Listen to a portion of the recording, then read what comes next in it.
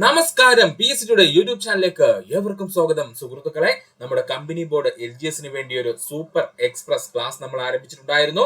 ക്ലാസ്സിലേക്ക് പോകുന്നതിന് മുമ്പ് നമ്മുടെ ഈ വീഡിയോ കാണുന്ന എല്ലാ സുഹൃത്തുക്കളും നമ്മുടെ ചാനൽ സബ്സ്ക്രൈബ് ചെയ്ത് സഹായിക്കുക. അതിനോടൊപ്പം തന്നെ നിങ്ങളുടെ സുഹൃത്തുക്കൾക്ക് കൂടി നമ്മുടെ ചാനൽ ഒന്ന് ഷെയർ ചെയ്ത് നൽകുക. നിങ്ങളുടെ സപ്പോർട്ടാണ് ഞങ്ങളുടെ വിജയം. അപ്പൊ നമുക്ക് സമയം കളയേണ്ട ക്ലാസ്സിലേക്ക് പോവാം. സുഹൃത്തുക്കളെ, നമ്മൾ ഇന്ന് നോക്കാൻ പോകുന്നത് 2025 ചോദിച്ച IT ആൻഡ് സൈബർ ലായുടെ പ്രീവിയസ് ക്വസ്റ്റ്യൻസ് ഡിസ്കഷൻ ആണ്. സുഹൃത്ത്, അപ്പോൾ 2025 കേരള PSC ചോദിച്ചിട്ടുള്ള IT ആൻഡ് സൈബർ ലാ മേഖലയിലെ പ്രീവിയസ് ക്വസ്റ്റ്യൻസ് ഡിസ്കഷൻ ആണ് നമ്മൾ ചെയ്യാൻ പോകുന്നത്.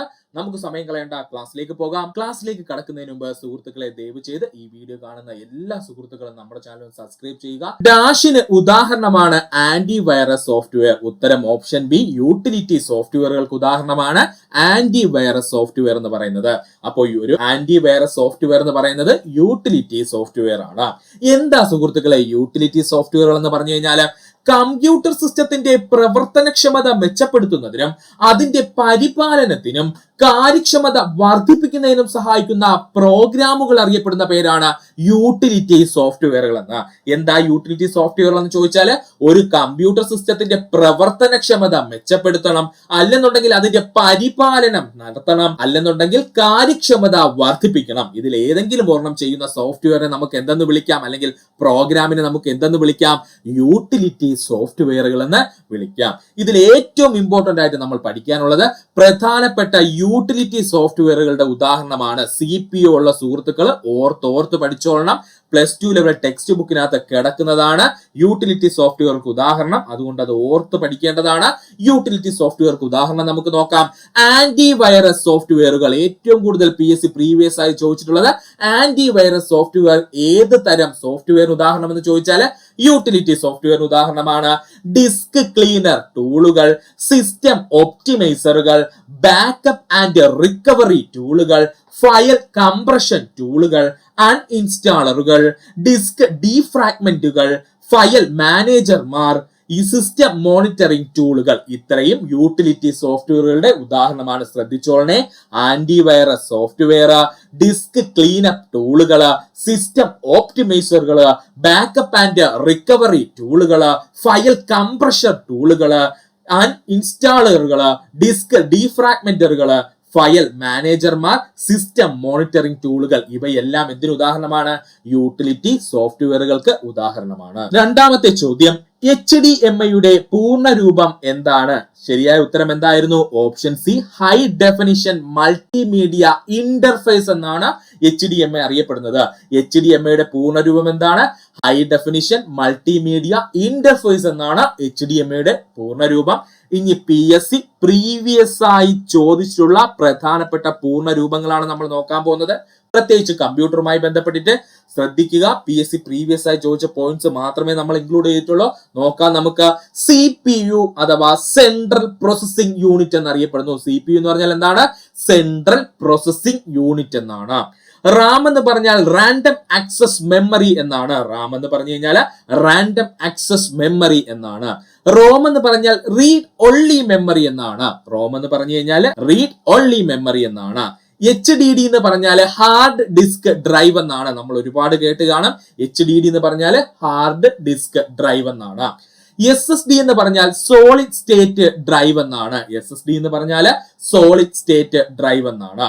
USB എന്ന് പറഞ്ഞാൽ യൂണിവേഴ്സൽ സീരിയൽ ബസ് എന്നാണ്. USB എന്ന് പറഞ്ഞു കഴിഞ്ഞാൽ യൂണിവേഴ്സൽ സീരിയൽ ബസ് എന്നാണ്. OS എന്ന് പറഞ്ഞാൽ ഓപ്പറേറ്റിംഗ് സിസ്റ്റം എന്നാണ് അർത്ഥം. OS എന്ന് പറഞ്ഞു കഴിഞ്ഞാൽ ഓപ്പറേറ്റിംഗ് സിസ്റ്റം എന്നാണ് അർത്ഥം. WWW എന്ന് പറഞ്ഞാൽ വേൾഡ് വൈഡ് വെബ് എന്നാണ് അർത്ഥം. WWW എന്ന് പറഞ്ഞാൽ വേൾഡ് വൈഡ് വെബ് എന്നാണ് അർത്ഥം. URL എന്ന് പറഞ്ഞാൽ യൂണിഫോം റിസോഴ്സ് ലൊക്കേറ്റർ എന്നാണ്. URL എന്ന് പറഞ്ഞു കഴിഞ്ഞാൽ യൂണിഫോം റിസോഴ്സ് ലൊക്കേറ്റർ എന്നാണ്.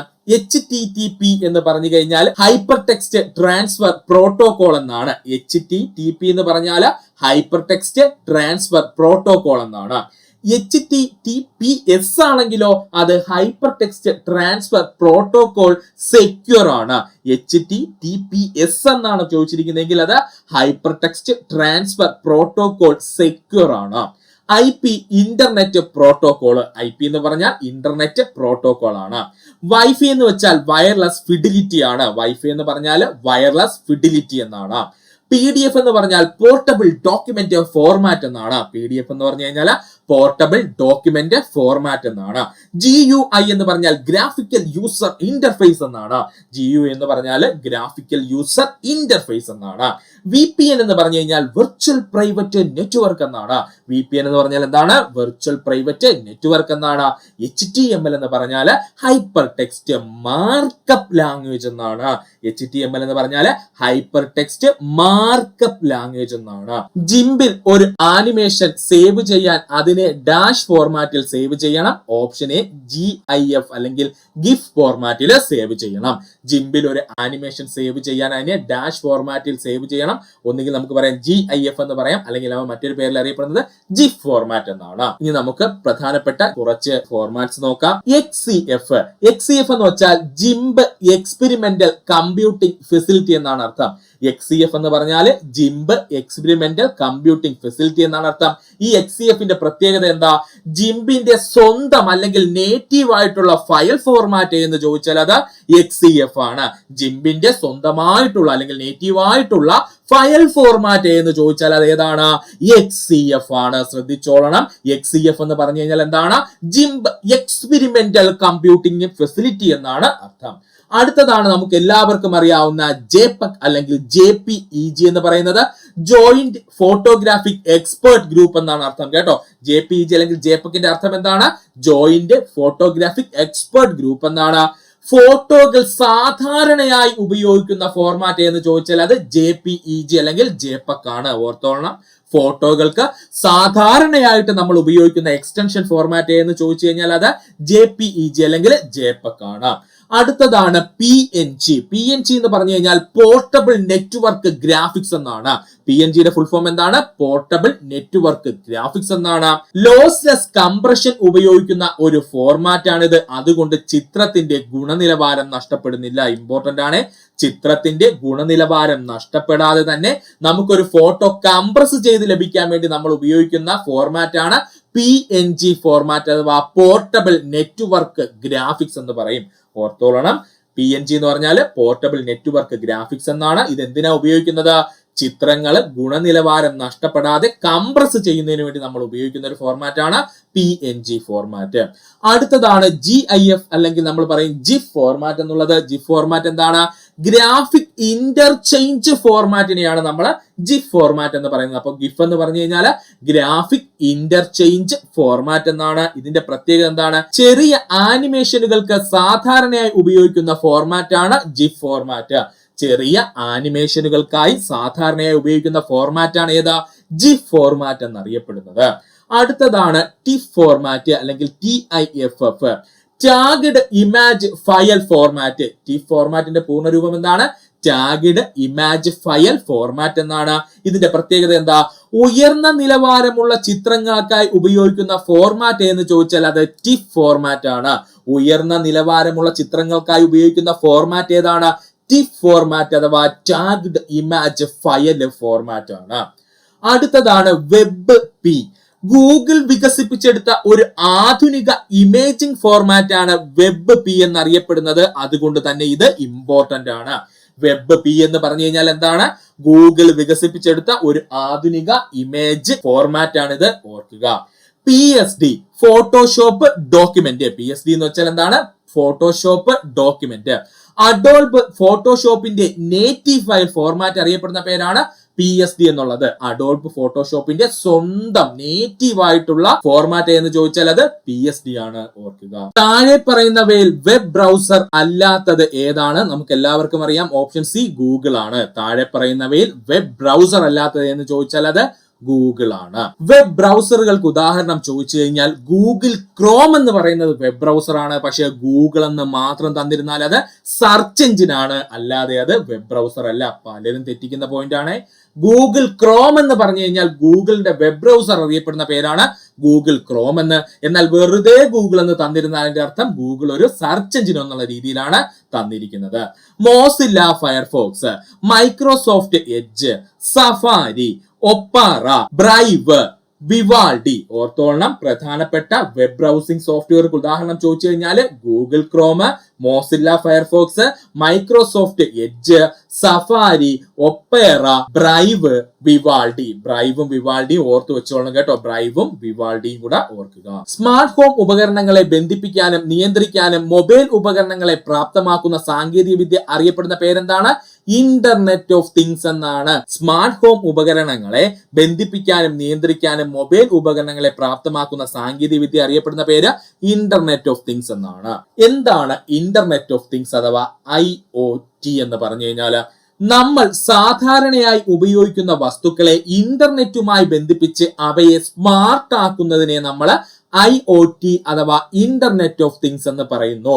എന്താ ഇന്റർനെറ്റ് ഓഫ് തിങ്സ് എന്ന് പറഞ്ഞാൽ നമ്മൾ സാധാരണയായി ഉപയോഗിക്കുന്ന വസ്തുക്കളെ ഇന്റർനെറ്റുമായി ബന്ധിപ്പിച്ച് അവയെ സ്മാർട്ട് ആക്കുന്നതിനെ നമ്മൾ IoT അഥവാ ഇന്റർനെറ്റ് ഓഫ് തിങ്സ് എന്ന് പറയുന്നു. IoTയുടെ പ്രധാനപ്പെട്ട ഉദാഹരണങ്ങൾ ഇനി ചോദിക്കാൻ സാധ്യതയുണ്ട്. ഏതൊക്കെയാണ്? സ്മാർട്ട് ലൈറ്റുകള്, സ്മാർട്ട് തെർമോസ്റ്റാറ്റുകള്, സ്മാർട്ട് ലോക്കുകള്, സ്മാർട്ട് സെക്യൂരിറ്റി ക്യാമറകള്, സ്മാർട്ട് വാച്ചുകള്, സ്മാർട്ട് ട്രാഫിക് ലൈറ്റുകള്, സ്മാർട്ട് സ്ട്രീറ്റ് ലൈറ്റുകള്. ഇവയെല്ലാം എന്തിന് ഉദാഹരണമാണ്? IoTക്ക് ഉദാഹരണമാണ്. ശ്രദ്ധിച്ചോളണേ, IoTയുടെ പ്രധാനപ്പെട്ട ഉദാഹരണങ്ങൾ അല്ലെങ്കിൽ ഇന്റർനെറ്റ് ഓഫ് തിങ്സിന്റെ പ്രധാനപ്പെട്ട ഉദാഹരണങ്ങൾ ഏതൊക്കെയാ? സ്മാർട്ട് ലൈറ്റുകൾ നമുക്ക് പറയാം, സ്മാർട്ട് തെർമോസ്റ്റാറ്റുകൾ നമുക്ക് പറയാം, സ്മാർട്ട് ലോക്കുകൾ ഉണ്ട്, സ്മാർട്ട് സെക്യൂരിറ്റി ക്യാമറകൾ ഉണ്ട്, സ്മാർട്ട് വാച്ചുകൾ ഇമ്പോർട്ടന്റ് ആണ്. സ്മാർട്ട് വാച്ച് എന്ന് പറയുന്നത് ഒരു IoT അഥവാ ഇന്റർനെറ്റ് ഓഫ് തിങ്സിന് ഉദാഹരണമാണ്.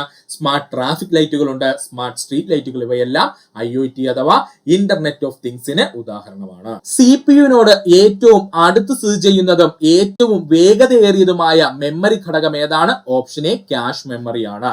CPUവിനോട് ഏറ്റവും അടുത്ത് സ്ഥിതി ചെയ്യുന്നതും ഏറ്റവും വേഗതയേറിയതുമായ മെമ്മറി ഘടകം എന്ന് ചോദിച്ചാൽ അത് ക്യാഷ് മെമ്മറിയാണ്. അപ്പൊ നമുക്ക് ക്യാഷ് മെമ്മറിയെ കുറിച്ചൊന്ന് നോക്കാം. CPUവിനോട് ഏറ്റവും വേഗത്തിൽ ഡാറ്റ ലഭ്യമാക്കുന്ന മെമ്മറിയാണ് ക്യാഷ് മെമ്മറി എന്നറിയപ്പെടുന്നത്.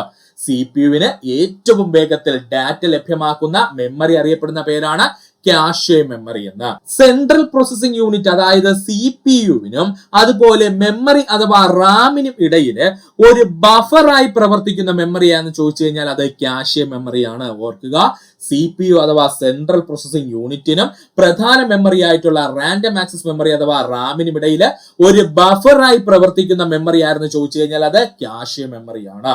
CPUവിന് ഒരു ഡേറ്റയോ നിർദ്ദേശമോ ആവശ്യമുള്ളപ്പോൾ അത് ആദ്യം പരിശോധിക്കുന്നത് ക്യാഷ് മെമ്മറിയിലാണ്. CPUവിന് ഒരു ഡേറ്റയോ നിർദ്ദേശമോ ആവശ്യമുള്ളപ്പോൾ ആ CPU ആദ്യം പരിശോധിക്കുന്നത് എവിടെയാ? ക്യാഷ് മെമ്മറിയിലാണ്. ക്യാഷ് മെമ്മറിയുടെ പ്രവർത്തനം ലൊക്കാലിറ്റി ഓഫ് റെഫറൻസ് എന്ന തത്വത്തെ അടിസ്ഥാനമാക്കിയിരിക്കുന്നു. ഇമ്പോർട്ടന്റ് ആണ്, നമ്മുടെ +2 ലെവൽ ടെക്സ്റ്റ് ബുക്കിൽ പറഞ്ഞിരിക്കുന്ന പോയിന്റ് ആണ്. CPUക്കാര് ശ്രദ്ധിച്ചോളണേ, ക്യാഷ് മെമ്മറിയുടെ പ്രവർത്തനം എന്താണ്? ലൊക്കാലിറ്റി ഓഫ് റെഫറൻസ് എന്ന തത്വത്തെ അടിസ്ഥാനമാക്കിയാണ്. ക്യാഷ് ഹീറ്റ് എന്ന് പറഞ്ഞാൽ CPUവിന് ആവശ്യമായ ഡാറ്റ ക്യാഷ് മെമ്മറിയിൽ ഉണ്ടെങ്കിൽ അതിനെ ക്യാഷ് ഹീറ്റ് എന്നറിയപ്പെടുന്നു. അപ്പോൾ എന്താ ക്യാഷ് ഹീറ്റ് എന്ന് പറഞ്ഞു കഴിഞ്ഞാൽ CPUവിന് ആവശ്യമായ ഡാറ്റ ക്യാഷ് മെമ്മറിയിൽ ഉണ്ടെങ്കിൽ അതിനെ നമുക്ക് ക്യാഷ് ഹീറ്റ് എന്ന് വിളിക്കാം. എന്താ ക്യാഷ് മിസ് എന്ന് പറഞ്ഞു കഴിഞ്ഞാൽ CPUവിന് ആവശ്യമായ ഡാറ്റ ക്യാഷ് മെമ്മറിയിൽ ഇല്ലെങ്കിൽ അതിനെ ക്യാഷ് മിസ് എന്ന് പറയുന്നു. CPUവിന് ആവശ്യമായ ഡാറ്റ ക്യാഷ് മെമ്മറി ഇല്ലെങ്കിൽ നമ്മൾ അതിനെ എന്തെന്ന് വിളിക്കുന്നു? ക്യാഷ് മിസ് എന്ന് വിളിക്കുകയും ചെയ്യും. ഇനി നമുക്ക് കമ്പ്യൂട്ടറുമായി ബന്ധപ്പെട്ട കുറച്ച് മെമ്മറികളെ കുറിച്ചൊന്ന് നോക്കാം. ആദ്യമായി നോക്കുന്നതാണ് പ്രാഥമിക മെമ്മറി അഥവാ പ്രൈമറി മെമ്മറി അല്ലെങ്കിൽ മെയിൻ മെമ്മറി എന്നറിയപ്പെടുന്നത്. പ്രാഥമിക മെമ്മറി അല്ലെങ്കിൽ പ്രൈമറി മെമ്മറി അല്ലെങ്കിൽ നമുക്ക് എന്ത് പറയാം? Main memory. കമ്പ്യൂട്ടറിന്റെ CPUവിന് നേരിട്ട് ആക്സസ് ചെയ്യാൻ കഴിയുന്നതും വേഗതയേറിയതുമായ മെമ്മറികൾ അറിയപ്പെടുന്ന പേരാണ് പ്രാഥമിക മെമ്മറി അല്ലെങ്കിൽ നമുക്ക് പറയാം പ്രൈമറി മെമ്മറി അല്ലെങ്കിൽ നമുക്ക് പറയാം മെയിൻ മെമ്മറി എന്ന്. അപ്പോൾ എന്താണ് പ്രാഥമിക മെമ്മറി അല്ലെങ്കിൽ മെയിൻ മെമ്മറി എന്നറിയപ്പെടുന്നത്? എന്താണ്? കമ്പ്യൂട്ടറിന്റെ CPUവിന് നേരിട്ട് ആക്സസ് ചെയ്യാൻ കഴിയുന്നതും വേഗതയേറിയതുമായ മെമ്മറികളെയാണ് നമ്മൾ പ്രാഥമിക മെമ്മറികൾ എന്ന് പറയുന്നത്. പ്രാഥമിക മെമ്മറികളുടെ ഉദാഹരണം ചോദിച്ചാൽ റാം അഥവാ റാൻഡം ആക്സസ് മെമ്മറി, SRAM അഥവാ സ്റ്റാറ്റിക് റാം അല്ലെങ്കിൽ static random access memory, DRAM അഥവാ dynamic random access memory, ROM അഥവാ റീഡ് ഒൺലി മെമ്മറി, PROM അഥവാ programmable read only memory, EEPROM അഥവാ erasable programmable read only memory, അതുപോലെ EEPROM അഥവാ electrically erasable programmable read only memory. ഇത്രയും എന്തിന് ഉദാഹരണമാണ്? കമ്പ്യൂട്ടറിലെ പ്രാഥമിക മെമ്മറികൾക്ക് ഉദാഹരണമാണ്. ഒന്നുകൂടെ പറയാം, കമ്പ്യൂട്ടറിന്റെ CPU-ന് നേരിട്ട് അക്സസ് ചെയ്യാൻ കഴിയുന്നതും വളരെ വേഗതയേറിയതുമായിട്ടുള്ള മെമ്മറിയാണ് പ്രാഥമിക മെമ്മറി അല്ലെങ്കിൽ മെയിൻ മെമ്മറി എന്നറിയപ്പെടുന്നത്. ഇതിന് പ്രധാനപ്പെട്ട ഉദാഹരണങ്ങൾ ഏതൊക്കെയാ? ഒന്ന് റാൻഡം ആക്സസ് മെമ്മറി, അതുപോലെ തന്നെ സ്റ്റാറ്റിക് റാൻഡം ആക്സസ് മെമ്മറി, അതുപോലെ ഡൈനാമിക് റാൻഡം ആക്സസ് മെമ്മറി. പിന്നെ വരുന്നത് എന്താണ്? റോം അഥവാ റീഡ് ഒൺലി മെമ്മറി. അതിൽ തന്നെ പ്രോഗ്രാമബിൾ റീഡ് ഒൺലി മെമ്മറി വരുന്നുണ്ട്, erasable programmable read only memory വരുന്നുണ്ട്, അതുപോലെ electrically erasable programmable read only memory അഥവാ EEPROM വരുന്നുണ്ട്. ഇത്രയും പോയിന്റ്സ് ഓർക്കണം. അടുത്തതാണ് സെക്കൻഡറി മെമ്മറി അല്ലെങ്കിൽ നമ്മൾ പറയുന്നു ആക്സിലറി മെമ്മറി എന്ന്. സെക്കൻഡറി മെമ്മറി അല്ലെങ്കിൽ ആക്സിലറി മെമ്മറി ഡാറ്റയും പ്രോഗ്രാമുകളും സ്ഥിരമായി സൂക്ഷിക്കാൻ ഉപയോഗിക്കുന്ന മെമ്മറിയാണ് സെക്കൻഡറി മെമ്മറി എന്നറിയപ്പെടുന്നത്. ഡാറ്റയും പ്രോഗ്രാമുകളും സ്ഥിരമായി സൂക്ഷിക്കാൻ ഉപയോഗിക്കുന്ന മെമ്മറിയാണ് സെക്കൻഡറി മെമ്മറി എന്നറിയപ്പെടുന്നത്. സെക്കൻഡറി മെമ്മറികൾക്ക് ഉദാഹരണം എന്ന് ചോദിച്ചാൽ ഹാർഡ് ഡിസ്ക്, അതുപോലെ തന്നെ SSD solid state device, USB flash drive അല്ലെങ്കിൽ നമ്മൾ സിമ്പിൾ ആയിട്ട് പറഞ്ഞാൽ നമ്മുടെ pen drive, CD, DVD, Blu-ray ഡിസ്കുകൾ, എക്സ്റ്റേണൽ ഹാർഡ് ഡ്രൈവുകൾ. ഇത്രയും നമുക്ക് എന്തെന്ന് പറയാം? സെക്കൻഡറി മെമ്മറി ആണെന്ന് പറയാം. അപ്പോൾ സെക്കൻഡറി മെമ്മറികൾക്ക് ഉദാഹരണം ഏതൊക്കെയാണ്? ഒന്ന് HDD അഥവാ ഹാർഡ് ഡിസ്ക് ഡ്രൈവ്, മറ്റൊന്നെന്താണ്? SSD അഥവാ solid state drive, USB flash drive simple ആയിട്ട് പറഞ്ഞാൽ നമ്മുടെ പെൻ ഡ്രൈവ്, അതുപോലെ തന്നെ CD, DVD, ബ്ലൂറേ ഡിസ്കുകൾ, എക്സ്റ്റേണൽ ഹാർഡ് ഡ്രൈവ്സ്. ഇതിനെയെല്ലാം നമുക്ക് സെക്കൻഡറി മെമ്മറി എന്ന് വിളിക്കാം. താഴെ കൊടുത്തിരിക്കുന്നവയിൽ ഒരു ഓപ്പൺ സോഴ്സ് ഓപ്പറേറ്റിംഗ് സിസ്റ്റം ഏതാണ്? നമുക്ക് എല്ലാവർക്കും അറിയാം, ലിനക്സ് ആണ് അല്ലെ. താഴെ കൊടുത്തിരിക്കുന്നവയിൽ ഏതാണ് ഒരു ഓപ്പൺ സോഴ്സ് ഓപ്പറേറ്റിംഗ് സിസ്റ്റം എന്ന് ചോദിച്ചു കഴിഞ്ഞാൽ അത് ലിനക്സ് ആണ്. പ്രധാന ഓപ്പൺ സോഴ്സ് ഓപ്പറേറ്റിംഗ് സിസ്റ്റങ്ങൾക്ക് ഉദാഹരണം നമുക്ക് നോക്കാം. പ്രധാന ഓപ്പൺ സോഴ്സ് ഓപ്പറേറ്റിംഗ് സിസ്റ്റങ്ങൾക്ക് ഉദാഹരണം Linux, Ubuntu, Fedora, Debian, Mint, Red Hat Enterprises Linux, CentOS, Arch Linux, Kali Linux, Android, free BSD, open BSD, net BSD, React OS, Chrome OS. ഓർത്തോളനെ, പ്രധാനപ്പെട്ട open source operating സിസ്റ്റങ്ങൾക്ക് ഉദാഹരണം ചോദിച്ചു കഴിഞ്ഞാൽ Linux നമുക്ക് എല്ലാവർക്കും അറിയാം, ഉബുണ്ടു നമുക്ക് എല്ലാവർക്കും അറിയാം, അതുപോലെ Fedora, Debian, Mint, Red Hat Enterprises Linux, ലിനക്സിന്റെ മറ്റൊരു വേർഷൻ ആയിട്ടുള്ള Red Hat Enterprises Linux, CentOS, Arch Linux, ലിനക്സിന്റെ മറ്റൊരു വെറൈറ്റി ആണ് ആർക്ക് ലിനക്സ്, കാലി ലിനക്സ്, ലിനക്സിന്റെ മറ്റൊരു വെറേഷൻ ആണ് അല്ലെങ്കിൽ വേർഷൻ ആണ് കാലി ലിനക്സ്, ആൻഡ്രോയിഡ് വളരെ ഇമ്പോർട്ടന്റ്, ആൻഡ്രോയിഡ് ഒരു ഫ്രീ ഓപ്പറേറ്റിംഗ് സിസ്റ്റം ആണ്, അതുപോലെ തന്നെ free BSD, open BSD, net BSD, React OS, അതുപോലെ ക്രോം OS എന്നിവ പ്രധാനപ്പെട്ട ഓപ്പൺ സോഴ്സ് ഓപ്പറേറ്റിംഗ് സിസ്റ്റങ്ങൾക്ക് ഉദാഹരണമാണ്. ഉയർന്ന ബാൻഡ് വിഡ്ത്ത് ആവശ്യമായ ദീർഘദൂര വാർത്താവിനിമയത്തിനും നെറ്റ്വർക്കിംഗ് ആവശ്യങ്ങൾക്കും ഏറ്റവും അനുയോജ്യമായ ട്രാൻസ്മിഷൻ മീഡിയം എന്നറിയപ്പെടുന്നത് ഒപ്റ്റിക്കൽ ഫൈബർ ആണ്. ഉയർന്ന ബാൻഡ് വിഡ്ത്ത് ആവശ്യമായ ദീർഘദൂര വാർത്താവിനിമയത്തിനും നെറ്റ്വർക്കിംഗ് ആവശ്യങ്ങൾക്കും ഏറ്റവും അനുയോജ്യമായ ട്രാൻസ്മിഷൻ മീഡിയം എന്നറിയപ്പെടുന്നത് ഏതാണ്? അത് ഒപ്റ്റിക്കൽ ഫൈബർ ഉപയോഗിച്ചുള്ള ട്രാൻസ്മിഷൻ ആണ്. അപ്പോൾ നമുക്ക് പ്രധാനപ്പെട്ട കുറച്ച് ഐറ്റിയുമായി ബന്ധപ്പെട്ടിരിക്കുന്ന പ്രധാനപ്പെട്ട ട്രാൻസ്മിഷൻ മീഡിയങ്ങൾ ട്വിസ്റ്റഡ് പെയർ കേബിൾ അഥവാ UTP എന്നും STP എന്നും നമ്മൾ പറയും. ട്വിസ്റ്റഡ് പെയർ കേബിൾസ് രണ്ട് രീതിയിൽ നമുക്ക് പറയാം. ഒന്ന് UTP എന്ന് പറയാം, അല്ലെങ്കിൽ STP എന്ന് പറയാം. പ്രാദേശിക നെറ്റ്വർക്കുകളിൽ സാധാരണയായി ഉപയോഗിക്കുന്നത് ട്വിസ്റ്റഡ് പെയർ കേബിളുകളാണ്. പ്രാദേശിക നെറ്റ്വർക്കുകളിൽ സാധാരണയായിട്ട് ഉപയോഗിക്കുന്നത് ട്വിസ്റ്റഡ് പെയർ കേബിൾസ് ആണ്, ഇല്ലെങ്കിൽ അവയെ വിളിക്കുന്ന പേരാണ് UTPകൾ അല്ലെങ്കിൽ STPകൾ എന്ന്. രണ്ടാമത്തതാണ് കൊയാക്സിയൽ കേബിളുകൾ. എന്താണ് കൊയാക്സിയൽ കേബിളുകൾ? കേബിൾ TV, ബ്രോഡ്ബാൻഡ് ഇന്റർനെറ്റ് കണക്ഷനുകൾ എന്നിവയ്ക്ക് ഉപയോഗിക്കുന്നതാണ് കൊയാക്സിയൽ കേബിളുകൾ. കേബിൾ TVയിലും അതുപോലെ ബ്രോഡ്ബാൻഡ് ഇന്റർനെറ്റ് കണക്ഷനുകൾ എന്നിവയ്ക്ക് ഉപയോഗിച്ചിരിക്കുന്നതാണ് കൊയാക്സിയൽ കേബിളുകൾ. വയർലെസ് ട്രാൻസ്മിഷൻ, വയർലെസ് ട്രാൻസ്മിഷൻ എവിടെയൊക്കെയാണ് ഉപയോഗിക്കുന്നത്? മൊബൈൽ കമ്മ്യൂണിക്കേഷൻ, സാറ്റലൈറ്റ് ലിങ്കുകൾ, വൈഫൈ എന്നിവയിൽ ഉപയോഗിക്കുന്നത് വയർലെസ് ട്രാൻസ്മിഷൻ ആണ്. വയർലെസ് ട്രാൻസ്മിഷൻ എവിടെയൊക്കെയാണ് ഉപയോഗിക്കുന്നത്? മൊബൈൽ കമ്മ്യൂണിക്കേഷന്, സാറ്റലൈറ്റ് ലിങ്കുകൾക്ക്, അതുപോലെ തന്നെ വൈഫൈ എന്നിവയിൽ സാധാരണയായിട്ട് ഉപയോഗിക്കുന്നത് എന്താണ്? വയർലെസ് ട്രാൻസ്മിഷൻ ആണ്. ഇനി നമുക്ക് നോക്കുവാനുള്ളത് ഫൈബർ ഒപ്റ്റിക്സിന്റെ മേന്മകളാണ് കേട്ടോ. ഇത് ഒരുപാട് തവണ PSC പ്രീവിയസ് ആയി ചോദിച്ചിട്ടുള്ളതാണ്. ഫൈബർ ഒപ്റ്റിക്സിന്റെ മേന്മകള്: അത്യധികം ഉയർന്ന ബാൻഡ് വിഡ്ത്ത്, ദീർഘദൂര പ്രക്ഷേപണം, വൈദ്യുത കാന്തിക ഇടപെടലുകളോടുള്ള പ്രതിരോധം, മികച്ച സുരക്ഷ, ഭാരക്കുറവും വളരെ ചെറുതുമായിരിക്കും ഫൈബർ ഒപ്റ്റിക്സ് എന്ന് പറയുന്നത്. ഓർത്തോളുക, ഫൈബർ ഒപ്റ്റിക്സിന്റെ പ്രധാനപ്പെട്ട മേന്മകൾ എന്തൊക്കെയാണ്? അത്യധികം ഉയർന്ന ബാൻഡ് വിഡ്ത്ത് ഉണ്ട്, ദീർഘദൂരം പ്രക്ഷേപണം ചെയ്യാൻ കഴിയും, അതുപോലെ വൈദ്യുത കാന്തിക ഇടപെടലുകളുള്ള പ്രതിരോധമുണ്ട്, മികച്ച സുരക്ഷയുണ്ട് ഫൈബർ ഒപ്റ്റിക്സിന്, അതുപോലെ തന്നെ ഭാരക്കുറവും ചെറുതുമാണ് എന്ത് ഫൈബർ ഒപ്റ്റിക്സ് എന്നുള്ളത്. വേൾഡ് വൈഡ് വെബിന്റെ പ്രധാന ഉദ്ദേശം എന്താണ്? ഉത്തരം എന്താ? ഹൈപ്പർ ടെക്സ്റ്റ് അടിസ്ഥാനമാക്കിയുള്ള ഡോക്യുമെന്റുകൾ കൈകാര്യം ചെയ്യലാണ് കേട്ടോ. അപ്പോൾ വേൾഡ് വൈഡ് വെബിന്റെ പ്രധാന ഉദ്ദേശം എന്തെന്ന് ചോദിച്ചു കഴിഞ്ഞാൽ ഹൈപ്പർ ടെക്സ്റ്റ് അടിസ്ഥാനമാക്കിയുള്ള ഡോക്യുമെന്റുകൾ കൈകാര്യം ചെയ്യലാണ് ആരുടെ ജോലി? വേൾഡ് വൈഡ് വെബിന്റെ പ്രധാന ഉദ്ദേശം എന്ന് പറയുന്നത്. അപ്പോൾ നമുക്ക് വേൾഡ് വൈഡ് വെബിന്റെ പ്രധാന പ്രവർത്തനങ്ങൾ ഒന്ന് നോക്കാം. ശ്രദ്ധിച്ചോളണേ. വേൾഡ് വൈഡ് വെബിന്റെ പ്രധാന പ്രവർത്തനങ്ങൾ: വിവരങ്ങൾ കണ്ടെത്തലും പ്രദർശനവും, ഹൈപ്പർ ലിങ്കുകളിലൂടെയുള്ള നാവിഗേഷൻ, ഡേറ്റ കൈമാറ്റവും ആശയവിനിമയവും, ഓൺലൈൻ സേവനങ്ങൾ നൽകലും ഉപയോഗിക്കലും, വിവരങ്ങൾ പ്രസിദ്ധീകരിക്കാനും ഹോസ്റ്റ് ചെയ്യാനും ആപ്ലിക്കേഷൻ പ്രവർത്തിപ്പിക്കാൻ. ഇതിനകത്ത് ഹൈപ്പർ ലിങ്കുകളിലൂടെയുള്ള നാവിഗേഷനും ഡേറ്റ കൈമാറ്റവും ആശയവിനിമയവും കൂടെ ചേർത്തുകൊണ്ടാണ് ഓപ്ഷൻ എ ആയിട്ട് ഹൈപ്പർ ടെക്സ്റ്റ് അടിസ്ഥാനമാക്കിയുള്ള ഡോക്യുമെന്റുകളുടെ കൈകാര്യം ചെയ്യലെന്ന് PSC കൊടുത്തത് ഉത്തരം. അപ്പോൾ ശ്രദ്ധിച്ചോളുക, വേൾഡ് വൈഡ് വെബിന്റെ പ്രധാനപ്പെട്ട പ്രവർത്തനങ്ങൾ എന്തൊക്കെയാണ്? വിവരങ്ങൾ കണ്ടെത്തലും പ്രദർശനവും, ഹൈപ്പർ ലിങ്കുകളിലൂടെയുള്ള നാവിഗേഷൻ, ഡേറ്റ കൈമാറ്റവും ആശയവിനിമയവും, ഓൺലൈൻ സേവനങ്ങൾ നൽകലും ഉപയോഗിക്കലും, വിവരങ്ങൾ പ്രസിദ്ധീകരിക്കാനും ഹോസ്റ്റ് ചെയ്യാനും ആപ്ലിക്കേഷനുകൾ പ്രവർത്തിപ്പിക്കാൻ. ഇത്രയുമാണ് വേൾഡ് വൈഡ് വെബിന്റെ പ്രധാന പ്രവർത്തനങ്ങൾ. അശ്ലീല ഉള്ളടക്കം ഇലക്ട്രോണിക് രൂപത്തിൽ പ്രസിദ്ധീകരിക്കുകയോ സംപ്രേഷണം ചെയ്യുകയോ ചെയ്യുന്നത് ശിക്ഷ നൽകുന്ന IT ആക്ടിലെ ഏത് വകുപ്പ് പ്രകാരമാണ്? ഉത്തരം ഓപ്ഷൻ സി 67-ാം വകുപ്പ് പ്രകാരമാണ് കേട്ടോ.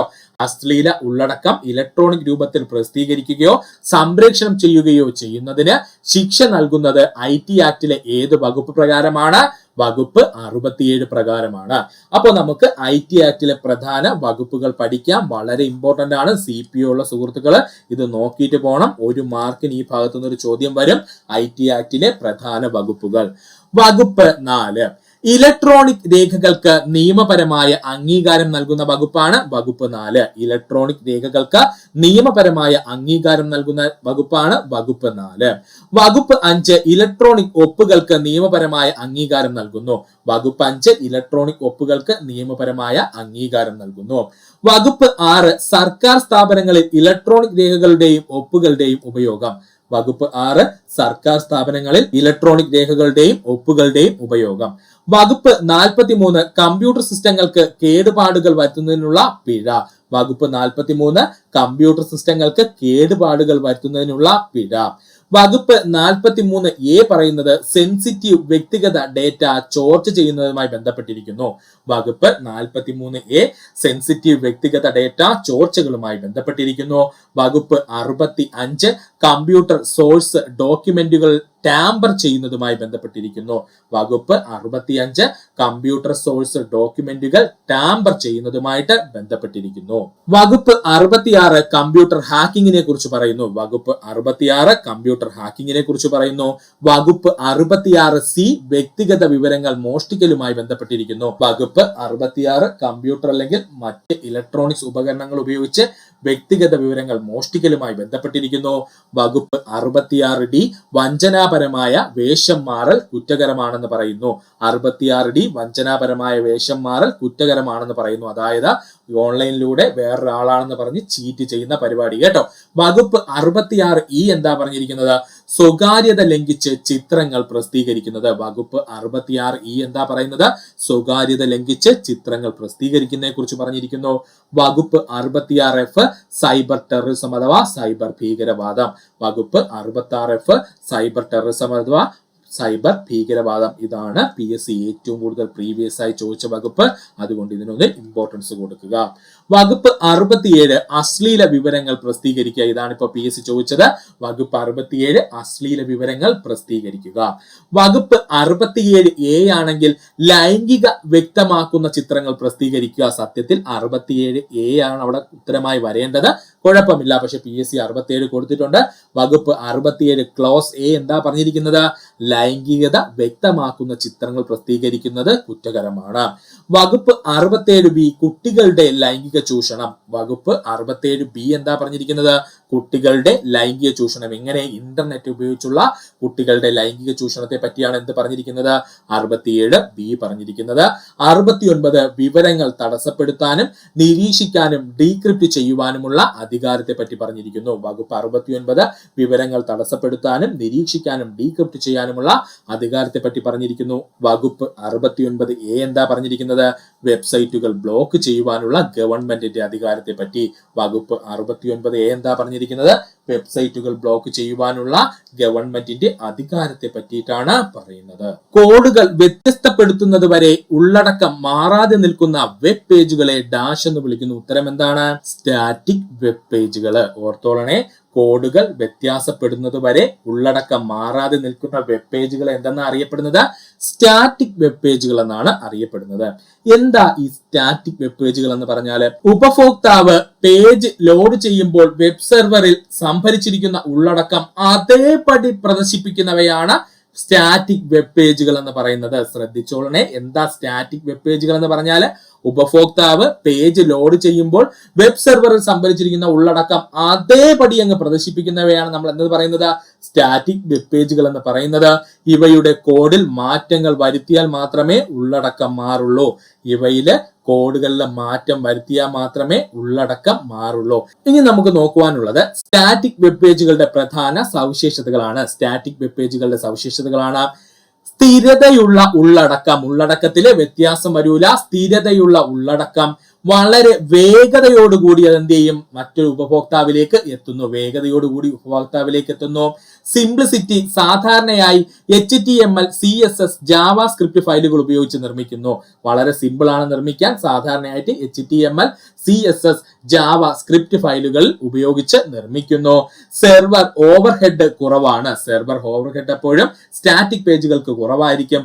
മാറ്റങ്ങൾ വരുത്താൻ ബുദ്ധിമുട്ടാണ്. നമ്മുടെ സ്റ്റാറ്റിക് വെബ് പേജുകൾക്ക് മാറ്റങ്ങൾ വരുത്താൻ ബുദ്ധിമുട്ടാണ്. അപ്പോ നമ്മുടെ സ്റ്റാറ്റിക് വെബ് പേജുകളുടെ പ്രധാന സവിശേഷതകൾ എന്തൊക്കെയാ? സ്ഥിരതയുള്ള ഉള്ളടക്കമായിരിക്കും. വളരെ വേഗതയോടുകൂടി അത് ലോഡ് ചെയ്ത് വരെ ഉപഭോക്താവിലേക്ക് എത്തും. സിംപ്ലിസിറ്റി ആണ്. കാരണം HTML, CSS, അതുപോലെ JavaScript തുടങ്ങിയ ഫയലുകൾ ഉപയോഗിച്ചാണ് ഇവ നിർമ്മിക്കുന്നത്. സെർവർ ഓവർഹെഡ് കുറവായിരിക്കും. മാറ്റങ്ങൾ വരുത്താൻ ബുദ്ധിമുട്ടാണ്. എപ്പോഴും ഓർക്കുക, സ്റ്റാറ്റിക് വെബ് പേജുകൾക്ക് മാറ്റങ്ങൾ വരുത്താൻ ബുദ്ധിമുട്ടാണ്. ഇനി എന്തിനാണ് നമ്മൾ സ്റ്റാറ്റിക് വെബ് പേജുകൾ ഉപയോഗിക്കുന്നതെന്നാണ് നോക്കാൻ പോകുന്നത്. ലളിതമായ വെബ്സൈറ്റുകൾ, ഉദാഹരണത്തിന് വ്യക്തിഗത പോർട്ട്ഫോളിയോകൾ നിർമ്മിക്കുന്ന സമയത്ത് നമ്മൾ എന്തുപയോഗിക്കുന്നു? സ്റ്റാറ്റിക് വെബ് പേജുകളാണ് നിർമ്മിക്കുന്നത്. ഓർത്തോളനെ, ലളിതമായ വെബ്സൈറ്റുകൾ, ഉദാഹരണത്തിന് വ്യക്തിഗത പോർട്ട്ഫോളിയോക്ക് വേണ്ടിയിട്ട് നമ്മൾ ഒരു വെബ്സൈറ്റ് ഉണ്ടാക്കുകയാണെന്നുണ്ടെങ്കിൽ അതെപ്പോഴും സ്റ്റാറ്റിക് വെബ്സൈറ്റുകൾക്ക് ഉദാഹരണമായിരിക്കും. സ്ഥിരമായ വിവരങ്ങൾക്കുള്ള പേജുകൾ, ഉദാഹരണത്തിന് ബന്ധപ്പെടുവാനുള്ള വിവരങ്ങൾ അല്ലെങ്കിൽ എബൌട്ട് അസ് പേജുകളിലൊക്കെ നമ്മൾ കയറി കഴിഞ്ഞാൽ അതിലൊന്നും വലിയ വ്യത്യാസം വരാനില്ല. അതുകൊണ്ട് അവിടെ സ്റ്റാറ്റിക് ആയിട്ടുള്ള വെബ് പേജുകളായിരിക്കും നിർമ്മിക്കുന്നത്, അല്ലെങ്കിൽ സ്ഥിരമായിട്ടുള്ള വെബ് പേജുകളായിരിക്കും നമ്മൾ ഉപയോഗിക്കുന്നത്. അപ്പോൾ സ്ഥിരമായ വിവരങ്ങളുള്ള പേജ്, ഉദാഹരണത്തിന് നമ്മൾ എങ്ങനെ സൈറ്റ് കയറി കഴിഞ്ഞാൽ ഇപ്പൊ അതിനകത്തെല്ലാം എബൌട്ട് അസ് എന്ന് പറഞ്ഞ് കാണിക്കും. ആ എബൌട്ട് അസ് എന്ന് പറയുന്നത് മിക്കവാറും എന്തായിരിക്കും? ഒരു സ്റ്റാറ്റിക് വെബ് പേജ് ആയിരിക്കും. വളരെ വേഗത്തിൽ ലോഡ് ചെയ്യേണ്ട ലാൻഡിംഗ് പേജുകൾ എപ്പോഴും നിർമ്മിക്കുന്നത് എന്തിലായിരിക്കും? Static web പേജിലായിരിക്കും. ശ്രദ്ധിച്ചോളണേ, വളരെ വേഗത്തിൽ ലോഡ് ചെയ്യേണ്ട ലാൻഡിംഗ് പേജുകൾ എപ്പോഴും എന്തിലായിരിക്കും നിർമ്മിക്കുന്നത്? സ്റ്റാറ്റിക് വെബ് പേജിലായിരിക്കും നിർമ്മിക്കുന്നത്. ഡോക്യുമെന്റേഷൻ സൈറ്റുകൾ കൂടുതലായി ഉപയോഗിക്കുന്നത് സ്റ്റാറ്റിക് വെബ് പേജുകളാണ്. ഡോക്യുമെന്റേഷൻ സൈറ്റുകൾ കൂടുതലായിട്ട് ഉപയോഗിക്കുന്നത് എന്തായിരിക്കും? സ്റ്റാറ്റിക് വെബ് പേജുകളായിരിക്കും. സ്റ്റാറ്റിക് വെബ് പേജുകൾ പഠിച്ചെങ്കിൽ നമ്മൾ അതിനോടൊപ്പം ഡൈനാമിക് വെബ് പേജുകളോടൊന്ന് നോക്കണം. കാരണം ഇതായിരിക്കും ഇനി അടുത്ത ക്വസ്റ്റ്യൻ ആയിട്ട് വരാൻ പോകുന്നത്. അപ്പോൾ ഡൈനാമിക് വെബ് പേജുകൾ എന്ന് പറഞ്ഞു കഴിഞ്ഞാൽ ഉപഭോക്താവിന്റെ ആവശ്യകതകളെയോ സമയത്തെയോ മറ്റ് ഘടകങ്ങളെയോ ആശ്രയിച്ച് ഉള്ളടക്കം മാറുന്നവയാണ് ഡൈനാമിക് പേജുകൾ എന്നറിയപ്പെടുന്നത്. ഉപഭോക്താവിന്റെ ആവശ്യകതകളെയോ സമയത്തെയോ മറ്റു ഘടകങ്ങളെയോ ആശ്രയിച്ച് ഉള്ളടക്കം മാറുന്നവയാണ് ഡൈനാമിക് പേജുകൾ എന്ന പേരിൽ അറിയപ്പെടുന്നത്, അല്ലെങ്കിൽ ഡൈനാമിക് വെബ്സൈറ്റുകൾ എന്ന് അറിയപ്പെടുന്നത്. ഇവ PHP, പൈതൺ, ജാവ, Node.js പോലുള്ള സെർവർ സൈഡ് സ്ക്രിപ്റ്റിംഗ് ഭാഷകളും ഡാറ്റാബേസുകളും ഉപയോഗിച്ച് നിർമ്മിക്കുന്നവയാണ്. ഇതാണ് ഏറ്റവും പ്രധാനപ്പെട്ട വ്യത്യാസം. ഡൈനാമിക് വെബ് പേജുകൾ എപ്പോഴും കോംപ്ലക്സ് ആയിരിക്കും. എന്ന് വെച്ച് കഴിഞ്ഞാൽ PHP, പൈതൺ, ജാവ, Node.js എന്ന പോലുള്ള പ്രധാന സെർവർ സൈഡ് സ്ക്രിപ്റ്റിംഗ് ഭാഷകൾ ഉപയോഗിച്ചായിരിക്കും ഈ ഡൈനാമിക് വെബ് പേജുകൾ നിർമ്മിക്കുന്നത്. അപ്പോൾ അതൊന്ന് ഓർത്ത് വെച്ചോളണം. ഇവയുടെ പ്രധാനപ്പെട്ട ഉദാഹരണം ചോദിച്ചു കഴിഞ്ഞാൽ നമ്മുടെ ഫേസ്ബുക്ക് ഫീഡ്, ഓപ്പൺ ഷോപ്പിംഗ് സൈറ്റുകള്, കാലാവസ്ഥാ പ്രവചന വെബ്സൈറ്റുകൾ, ഇവയെല്ലാം ഡൈനാമിക് പേജുകൾക്ക് ഉദാഹരണമാണ്. എക്സൽ 2010 കണക്കുകൂട്ടലുകൾ നടത്തുമ്പോൾ സെൽ റെഫറൻസ് തെറ്റായി കൊടുക്കുന്നത് മൂലം കാണിക്കുന്ന സന്ദേശം എന്താണ്? ഒന്നുകൂടി പറയാം. എക്സൽ 2010 കണക്കുകൂട്ടലുകൾ നടത്തുമ്പോൾ സെൽ റെഫറൻസ് തെറ്റായി കൊടുക്കുന്നത് മൂലം കാണിക്കുന്ന സന്ദേശം എന്താണെന്നാണ്, അല്ലെങ്കിൽ എക്സൽ ഉപയോഗിക്കുന്ന സമയത്ത് ഉണ്ടാകുന്ന ഇറർ മെസ്സേജുകളെ കുറിച്ചാണ് പറഞ്ഞിരിക്കുന്നത്. അങ്ങനെ സെൽ റെഫറൻസ് തെറ്റായി കഴിഞ്ഞാൽ വരുന്ന ഇറർ മെസ്സേജ് ആണ് #name എന്നുള്ള ഇറർ മെസ്സേജ്. ഓർത്തോളുക. അപ്പോൾ നമുക്കിനി പ്രധാനപ്പെട്ട എക്സലുമായി ബന്ധപ്പെട്ടിട്ടുള്ള കുറച്ച് ഇറർ മെസ്സേജുകൾ ഏതെന്ന് നോക്കാം. ശ്രദ്ധിക്കുക.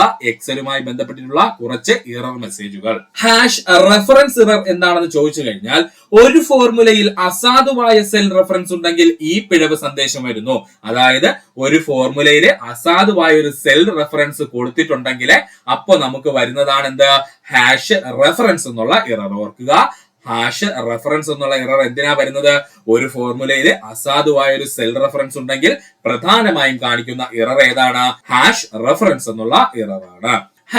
#name error. #name ഇറർ എന്താ? നിങ്ങൾ ഫോർമുലയിൽ ഒരു പേരുള്ള റേഞ്ച് ഉപയോഗിക്കുകയും എന്നാൽ ആ പേര് തെറ്റായി ടൈപ്പ് ചെയ്യുകയോ അല്ലെങ്കിൽ ആ പേര് നിലവിലില്ലാതിരിക്കുകയോ ചെയ്യുമ്പോൾ നമ്മുടെ എക്സൽ കാണിക്കുന്ന ഇററാണ് #name ഇറർ എന്ന് പറയുന്നത്. എന്താ #name ഇറർ എന്ന് പറഞ്ഞാൽ, നിങ്ങൾ ഫോർമുലയിൽ ഒരു പേരുള്ള റേഞ്ച് ഉപയോഗിക്കുകയും എന്നാൽ ആ പേര് തെറ്റായിട്ട് ടൈപ്പ് ചെയ്യുകയോ അല്ലെങ്കിൽ ആ പേര് നിലവിലില്ലാതിരിക്കുകയോ ചെയ്യുമ്പോൾ വരുന്ന പിഴവ് സന്ദേശം ഏതാണ്? #name എന്നാണ്. #value error. അടുത്തതാണ് #value ഇറർ. ഫോർമുലയിൽ തെറ്റായ ഡേറ്റ തരം ഉപയോഗിക്കുമ്പോഴാണ് ഈ പിഴവ് വരുന്നത്. ഉദാഹരണത്തിന് അക്കങ്ങൾ പ്രതീക്ഷിക്കുന്നിടത്ത് ടെക്സ്റ്റ് ഉപയോഗിക്കുമ്പോൾ അപ്പോൾ തന്നെ എന്താണ്? എക്സല് #value ഇറർ കാണിക്കും കേട്ടോ. അപ്പോൾ #value ഇറർ എന്തിനാ വരുന്നത്? ഫോർമുലയിലെ തെറ്റായ ഡാറ്റ തരം ഉപയോഗിക്കുമ്പോഴാണ് ഈ പിഴവ് വരുന്നത്. ഉദാഹരണമായിട്ട് പറഞ്ഞു കഴിഞ്ഞാൽ, അക്കങ്ങൾ പ്രതീക്ഷിക്കുന്നിടത്ത് നമ്മൾ ടെക്സ്റ്റ് ആണ് ഉപയോഗിക്കുന്നതെങ്കിൽ ഉറപ്പായിട്ടും എന്ത് വരും? എക്സലില് #value ഇറർ വരും. അടുത്തതാണ് #division 0 ഇറർ. അതിൽ തന്നെയുണ്ട് #division 0 ഇറർ എന്ന് പറഞ്ഞു കഴിഞ്ഞാൽ, ഒരു സംഖ്യയെ 0 കൊണ്ട് ഹരിക്കാൻ ശ്രമിക്കുമ്പോഴാണ് എക്സൽ എന്ത് ചെയ്യുന്നത്? #division 0 ഇറർ കാണിക്കുന്നത്. ഓർക്കണേ. #division 0 ഇറർ എന്തിനാ വരുന്നത്? അതിൽ തന്നെ പറഞ്ഞിട്ടുണ്ട് എന്താണ്? 0 കൊണ്ട് ഒരു സംഖ്യയെ ഹരിക്കാൻ ശ്രമിക്കുമ്പോഴാണ് #division 0 ഇറർ വരുന്നത്. താഴെ പറയുന്നവയിൽ സ്പ്രെഡ്ഷീറ്റ് അല്ലാത്തവ ഏതാണ്? ലിബ്രെ ഓഫീസ് കാൽക്ക് എന്ന് പറയുന്നത് സ്പ്രെഡ്ഷീറ്റ് തന്നെയാണ്. മൈക്രോസോഫ്റ്റ് എക്സൽ ഒരു സ്പ്രെഡ്ഷീറ്റ് ആണ്. ആപ്പിൾ നമ്പേഴ്സ് എന്ന് പറയുന്നത് സ്പ്രെഡ്ഷീറ്റ് ആണ്. ഗൂഗിൾ ഷീറ്റ്സ് എന്ന് പറയുന്നതും സ്പ്രെഡ്ഷീറ്റ് ആണ്. അപ്പോ ഇവിടെ സ്പ്രെഡ്ഷീറ്റ് അല്ലാത്ത യാതൊരുവിധ ആപ്ലിക്കേഷനും തന്നിട്ടില്ല. അതുകൊണ്ട് തന്നെ നമ്മുടെ ഓപ്ഷൻ ഡി മുകളിൽ പറഞ്ഞവ ഒന്നുമല്ല എന്നുള്ളതാണ് ശരിയായ ഉത്തരം. അപ്പൊ ചോദ്യം എന്താ പറഞ്ഞിരിക്കുന്നത്? താഴെ പറയുന്നവ സ്പ്രെഡ്ഷീറ്റ് അല്ലാത്തവ ഏതാണെന്നാണ് ചോദിച്ചിരിക്കുന്നത്. ലിബ്രെ ഓഫീസ് കാൽക്ക് എന്ന് പറയുന്നത് സ്പ്രെഡ്ഷീറ്റ് തന്നെയാണ്. മൈക്രോസോഫ്റ്റ് എക്സൽ എന്ന് പറയുന്നത് സ്പ്രെഡ്ഷീറ്റിന് ഉപയോഗിക്കുന്നതാണ്. ആപ്പിൾ നമ്പേഴ്സും സ്പ്രെഡ്ഷീറ്റ് നിർമ്മാണത്തിന് ഉപയോഗിക്കുന്നതാണ്. ഗൂഗിൾ ഷീറ്റ്സും എന്തിന്റെ ഭാഗമാണ്? സ്പ്രെഡ്ഷീറ്റ് നിർമ്മാണത്തിന് ഉപയോഗിക്കുന്നതാണ്. അപ്പൊ ഈ പറഞ്ഞിരിക്കുന്നവയെല്ലാം സ്പ്രെഡ്ഷീറ്റിന് ഉദാഹരണങ്ങളായതുകൊണ്ട് തന്നെ ഇവിടെ സ്പ്രെഡ്ഷീറ്റിന് ഉദാഹരണം അല്ലാത്തത് എന്നാണ് ചോദിച്ചിരിക്കുന്നത്. അതുകൊണ്ട് ഓപ്ഷൻ ഡി മുകളിൽ പറഞ്ഞവ ഒന്നുമല്ലയാണ് ഇവിടെ ശരി.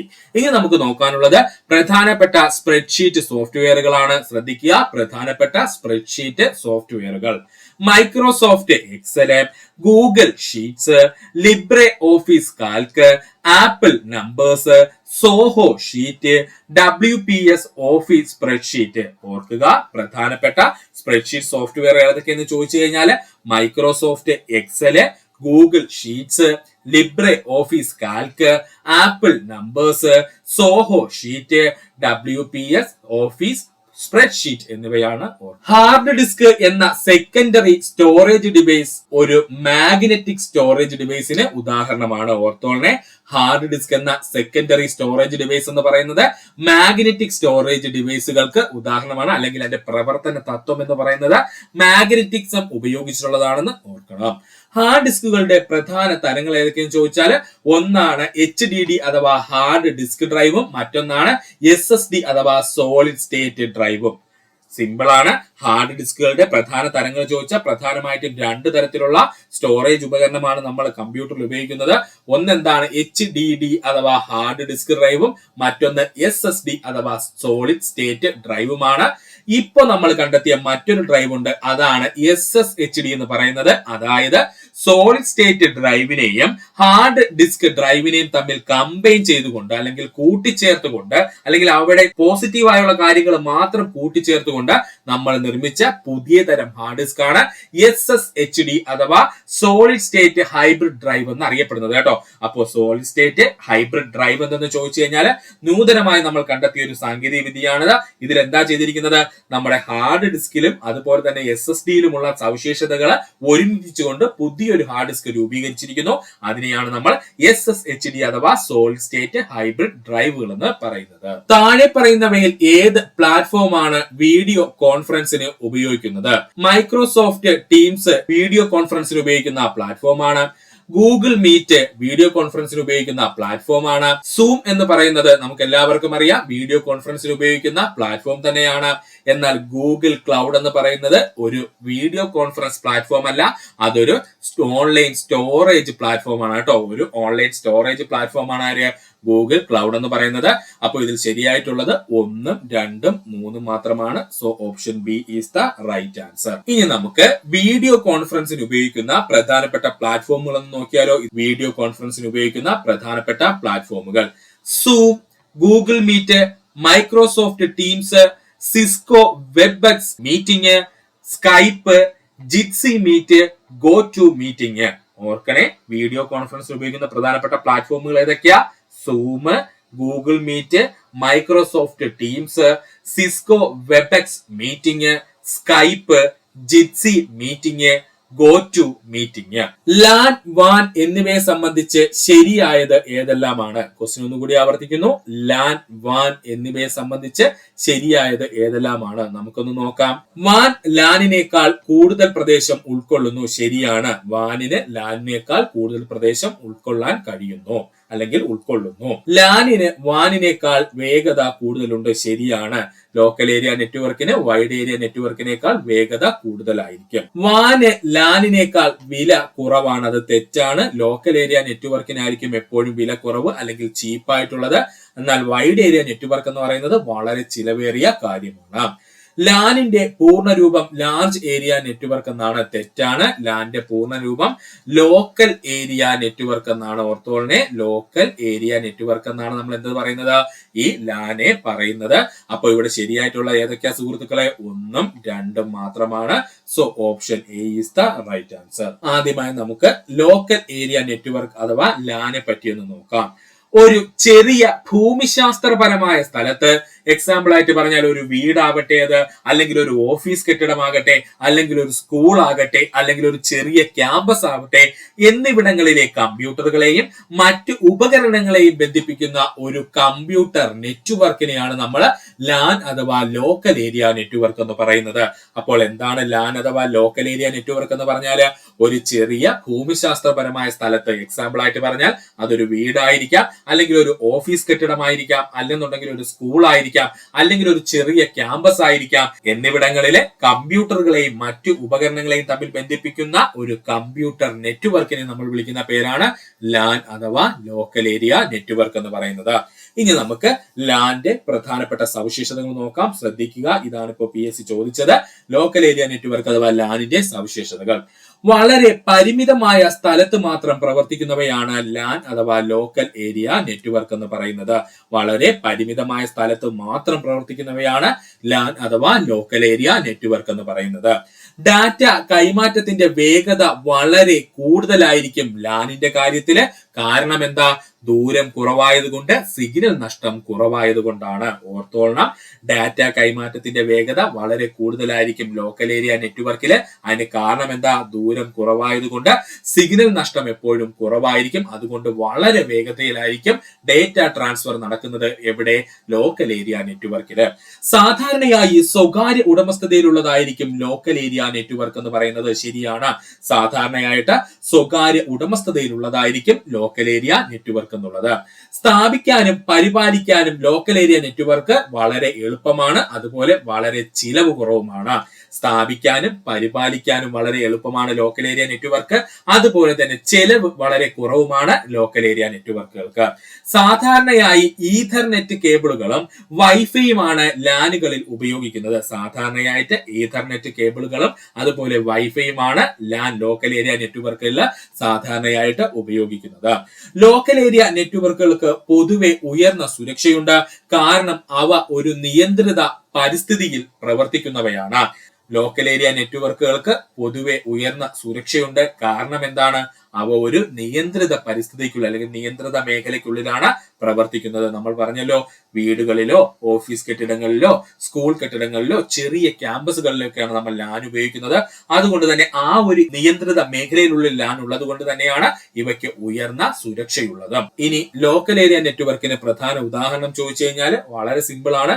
നമ്മുടെ വീട്ടിൽ ഒരു കമ്പ്യൂട്ടർ ഉണ്ട്. ആ കമ്പ്യൂട്ടറിനെയും അതുമായി ബന്ധപ്പെട്ട ഒരു പ്രിന്ററിനെയും നമ്മുടെ സ്മാർട്ട് ഫോണിനെയൊക്കെ ഒരേ വൈഫൈ റൂട്ടർ വഴി നമ്മൾ കണക്ട് ചെയ്തിട്ടുണ്ടെങ്കിൽ നമുക്ക് പറയാം നമ്മൾ ഒരു ലാൻ നിർമ്മിച്ചു അല്ലെങ്കിൽ ഒരു ലോക്കൽ ഏരിയ നെറ്റ്വർക്ക് നിർമ്മിച്ചു എന്ന് പറയാം. അപ്പോ നമ്മുടെ വീട്ടിലെ കമ്പ്യൂട്ടറിനെയും പ്രിന്ററിനെയും മൊബൈൽ ഫോണിനെയും ഒക്കെ ഒരു വൈഫൈ റൂട്ടറിന് കീഴിൽ കൊണ്ടുവന്നിട്ട് കണക്ട് ചെയ്യുവാണെന്നുണ്ടെങ്കിൽ നമുക്ക് പറയാം നമ്മളൊരു ലോക്കൽ ഏരിയ നെറ്റ്വർക്ക് നിർമ്മിച്ചു അല്ലെങ്കിൽ ഒരു ലാൻ നിർമ്മിച്ചു എന്ന് പറയാം. അത്ര സിമ്പിൾ ആണ് ലോക്കൽ ഏരിയ നെറ്റ്വർക്ക് എന്ന് പറയുന്നത്. ഓർക്കുക. അടുത്തതാണ് വാൻ അഥവാ വൈഡ് ഏരിയ നെറ്റ്വർക്ക്. വാൻ അഥവാ വൈഡ് ഏരിയ നെറ്റ്വർക്ക് വളരെ വലിയ പ്രദേശങ്ങളിൽ, ഉദാഹരണത്തിന് ഒരു വലിയ നഗരം അല്ലെങ്കിൽ ഒരു രാജ്യം മുഴുവൻ അല്ലെങ്കിൽ ഒരു ഭൂഖണ്ഡങ്ങൾ തമ്മിൽ ഇങ്ങനെയൊക്കെ ഒരു കമ്പ്യൂട്ടർ നെറ്റ്വർക്ക് ഉപയോഗിച്ചോ അല്ലെങ്കിൽ ഒന്നിലധികം ലാനുകളെ പരസ്പരം ബന്ധിപ്പിക്കാനായിട്ട് ഉപയോഗിക്കുന്നവയാണ് എന്തെന്ന് പറയുന്നത്? വാൻ അഥവാ വൈഡ് ഏരിയ നെറ്റ്വർക്ക് എന്ന് പറയുന്നത്. ഇന്റർനെറ്റ് എന്ന് പറയുന്നത് ലോകത്തിലെ ഏറ്റവും വലിയ വൈഡ് ഏരിയ നെറ്റ്വർക്കിന് ഉദാഹരണമാണ്. കൺഫ്യൂഷൻ ഒന്നും വേണ്ട. എന്തിനാ വാൻ ഉപയോഗിക്കുന്നത് അഥവാ വൈഡ് ഏരിയ നെറ്റ്വർക്ക് ഉപയോഗിക്കുന്നത്? വളരെ വലിയ പ്രദേശങ്ങളിലെ കമ്പ്യൂട്ടറുകളെ തമ്മിൽ ബന്ധിപ്പിക്കാനാണ് നമ്മൾ വൈഡ് ഏരിയ നെറ്റ്വർക്ക് ഉപയോഗിക്കുന്നത്. ഉദാഹരണത്തിന് പറഞ്ഞാൽ ഒരു നഗരത്തിലെ മുഴുവൻ കമ്പ്യൂട്ടറുകളെ നമ്മൾ ബന്ധിപ്പിക്കുന്നു, അല്ലെങ്കിൽ ഒരു രാജ്യത്തെ മുഴുവൻ കമ്പ്യൂട്ടറുകളെ നമുക്ക് ബന്ധിപ്പിക്കാം, അല്ലെന്നുണ്ടെങ്കിൽ നമുക്ക് രണ്ട് ഭൂഖണ്ഡങ്ങളിലെ കമ്പ്യൂട്ടറുകളെ മുഴുവൻ നമുക്ക് വേണമെങ്കിൽ ബന്ധിപ്പിക്കാം. ഇതിനു വേണ്ടി ഉപയോഗിക്കുന്നതാണ് വാൻ അഥവാ വൈഡ് ഏരിയ നെറ്റ്വർക്ക് എന്ന് പറയുന്നത്.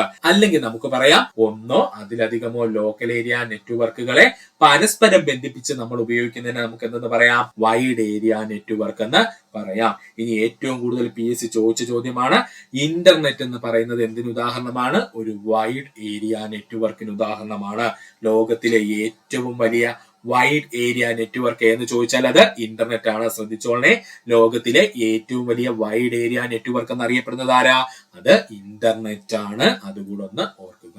ഇനി നമ്മൾ നോക്കാൻ പോകുന്നത് വൈഡ് ഏരിയ നെറ്റ്വർക്കിന്റെ പ്രധാന സവിശേഷതകളാണ്.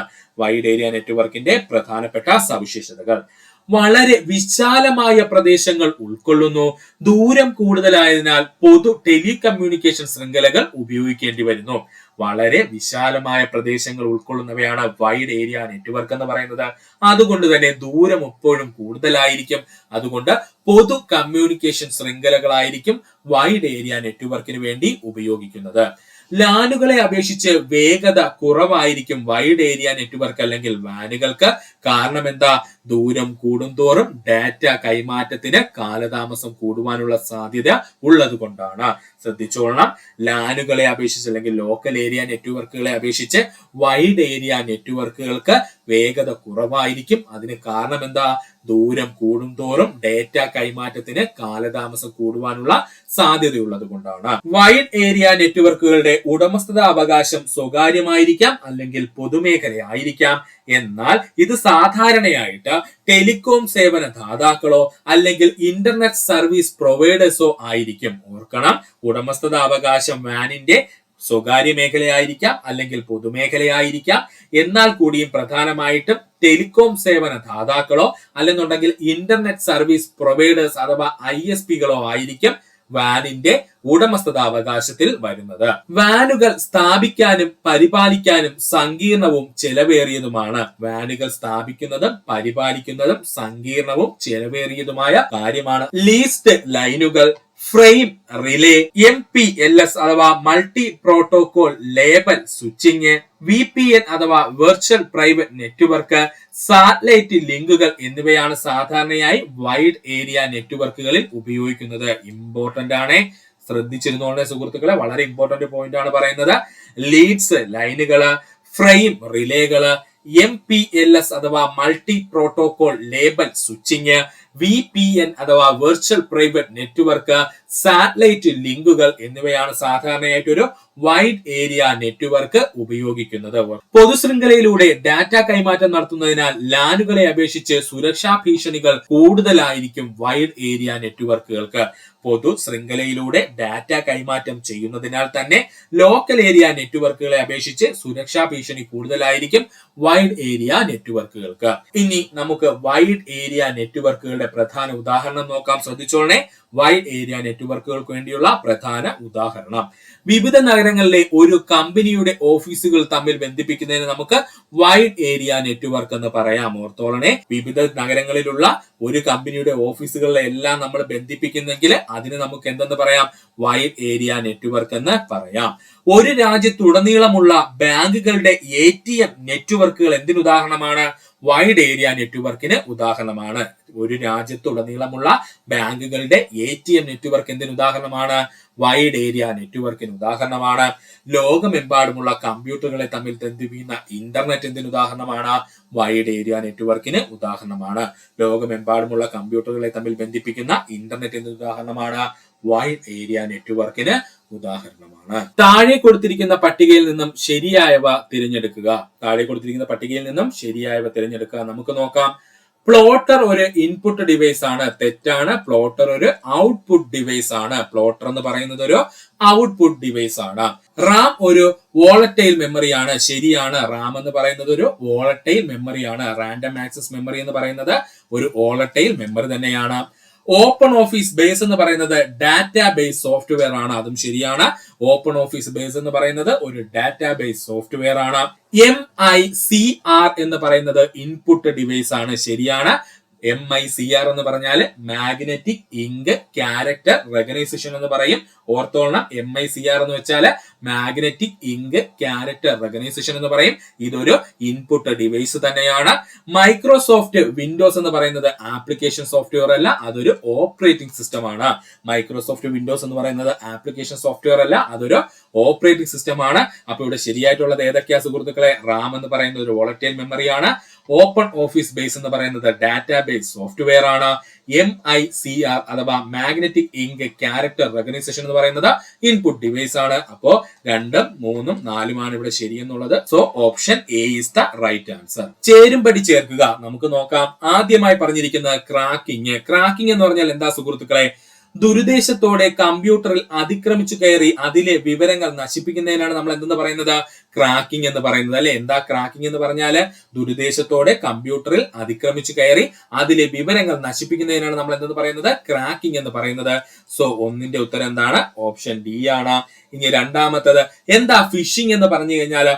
ഫിഷിംഗ് എന്ന് പറഞ്ഞാല് അതീവ സുരക്ഷിത വിവരങ്ങൾ വ്യാജമാർഗത്തിലൂടെ തെറ്റിദ്ധരിപ്പിച്ച് ചോർത്തിയെടുക്കുന്നതിനാണ് നമ്മൾ ഫിഷിംഗ് എന്ന് പറയുന്നത്. എന്താ ഫിഷിംഗ് എന്ന് പറഞ്ഞു കഴിഞ്ഞാല്?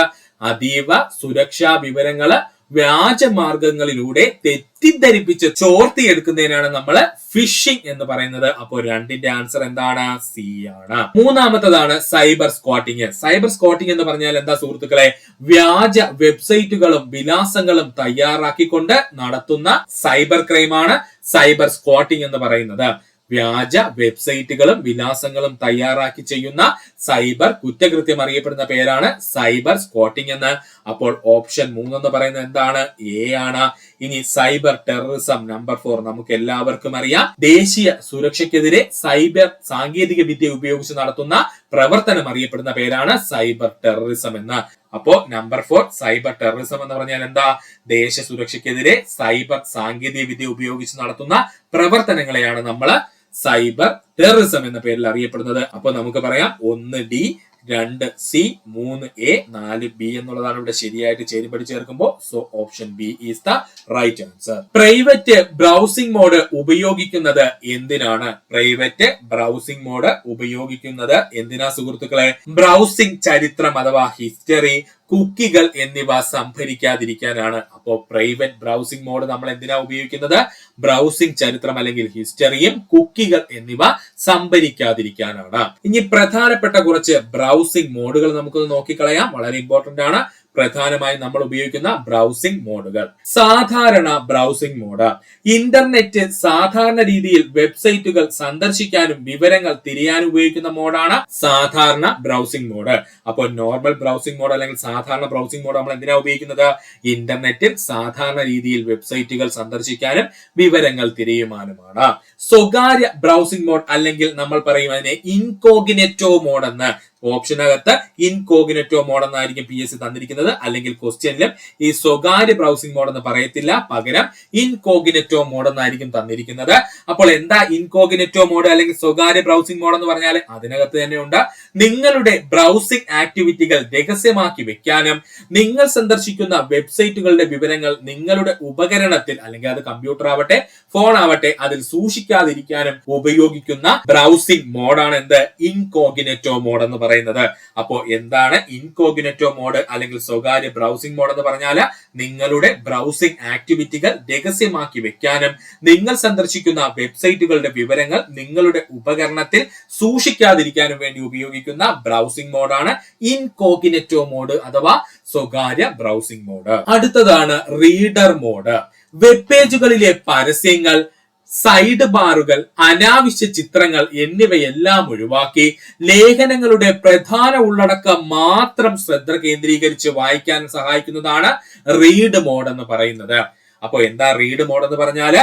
വെബ് പേജുകളിലെ പരസ്യങ്ങള്, സൈഡ് ബാറുകള്, അനാവശ്യ ചിത്രങ്ങൾ എന്നിവയെല്ലാം ഒഴിവാക്കിക്കൊണ്ട് ലേഖനങ്ങളുടെ പ്രധാന ഉള്ളടക്കം മാത്രം ശ്രദ്ധ കേന്ദ്രീകരിച്ച് വായിക്കാൻ സഹായിക്കുന്നവയാണ് റീഡർ മോഡ് എന്ന് പറയുന്നത്. എന്താ ഫുൾ സ്ക്രീൻ മോഡ് എന്ന് പറയുന്നത്? ബ്രൗസറിന്റെ ടൂൾ ബാറുകൾ, ടാബുകൾ, വിലാസ ബാറുകൾ എന്നിവയെല്ലാം മറച്ച് വെബ് പേജ് പൂർണ്ണമായും സ്ക്രീനിൽ കാണിക്കാൻ സഹായിക്കുന്നതാണ് ഫുൾ സ്ക്രീൻ മോഡ് എന്ന് പറയുന്നത്. ഫുൾ സ്ക്രീൻ മോഡ് എന്ന് പറഞ്ഞാൽ എന്താണ്? ബ്രൗസറിന്റെ ടൂൾ ബാറുകള്, ടാബുകള്, വിലാസ ബാർ എന്നിവയെല്ലാം മറച്ചുകൊണ്ട് ആ വെബ്സൈറ്റിനെ മാത്രം പൂർണ്ണമായും സ്ക്രീനിൽ കാണാൻ സഹായിക്കുന്നവയാണ് ഫുൾ സ്ക്രീൻ മോഡുകൾ എന്ന് പറയുന്നത്.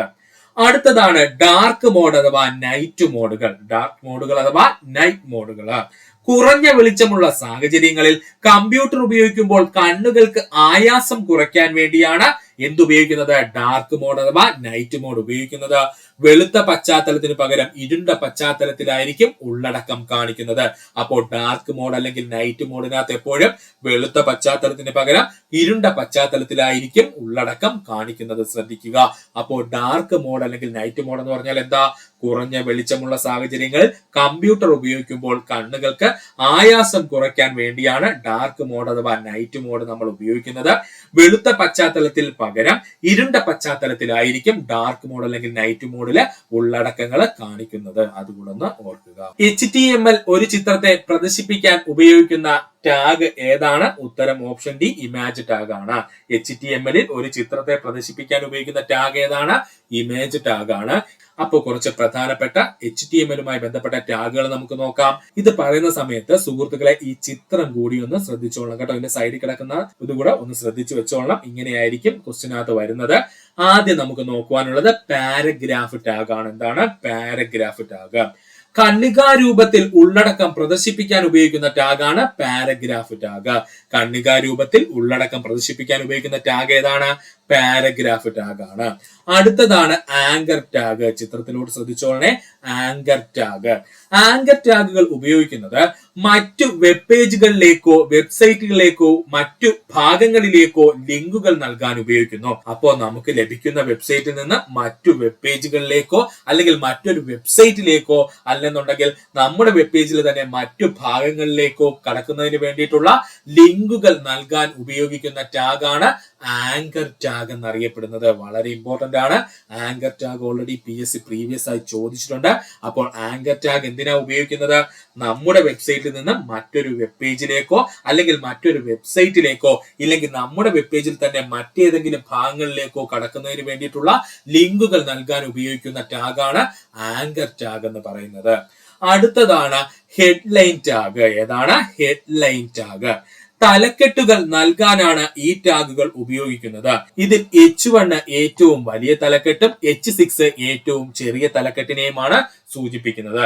അപ്പോൾ H1 to H6 അല്ലെങ്കിൽ ഹെഡ്ലൈൻ ടാഗ് നമ്മൾ എന്തിനാ ഉപയോഗിക്കുന്നത്? തലക്കെട്ടുകൾ നൽകാനാണ് നമ്മൾ ഇത്തരം ടാഗുകൾ ഉപയോഗിക്കുന്നത്.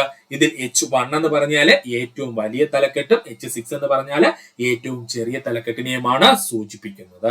അടുത്തതാണ് അൺഓർഡേർഡ് ലിസ്റ്റ് ടാഗ്. ഓർത്തോളെ, അൺഓർഡേർഡ് ലിസ്റ്റ് ടാഗ് എന്ന് പറഞ്ഞാൽ എന്താണ്? ക്രമമില്ലാത്ത ലിസ്റ്റുകൾ അല്ലെങ്കിൽ ബുള്ളറ്റ് പോയിന്റുകൾ നിർമ്മിക്കാൻ ഉപയോഗിക്കുന്നതാണ് അൺഓർഡേർഡ് ലിസ്റ്റ് ടാഗ് എന്ന് പറയുന്നത്. അൺഓർഡേർഡ് ലിസ്റ്റ് ടാഗ് നമ്മൾ എന്തിനാ ഉപയോഗിക്കുന്നത്? ക്രമം ഇല്ലാത്ത ലിസ്റ്റുകൾ അല്ലെങ്കിൽ ബുള്ളറ്റ് പോയിന്റുകൾ നിർമ്മിക്കാൻ ഉപയോഗിക്കുന്നതാണ് അൺഓർഡേർഡ് ലിസ്റ്റ് ടാഗ് എന്ന് പറയുന്നത്. അടുത്തതാണ് ഡിവിഷൻ ടാഗ്. ഡിവിഷൻ ടാഗ് എന്ന് പറഞ്ഞാൽ ഒരു വെബ് പേജിന്റെ വിവിധ ഭാഗങ്ങൾ കൂട്ടിച്ചേർക്കാനും അവയെ CSS ഉപയോഗിച്ച് സ്റ്റൈൽ ചെയ്യാനും ഉപയോഗിക്കുന്നതാണ് ഡിവിഷൻ ടാഗ്. ഓർത്തോളനെ, എന്താണ് ഡിവിഷൻ ടാഗ് ഉപയോഗിക്കുന്നതെന്ന് ചോദിച്ചു കഴിഞ്ഞാൽ ഒരു വെബ് പേജിലെ വിവിധ ഭാഗങ്ങൾ കൂട്ടിച്ചേർക്കാനും അവയിൽ CSS ഉപയോഗിച്ച് സ്റ്റൈൽ ചെയ്യുവാനുമാണ് ഇത് ഉപയോഗിക്കുന്നത്.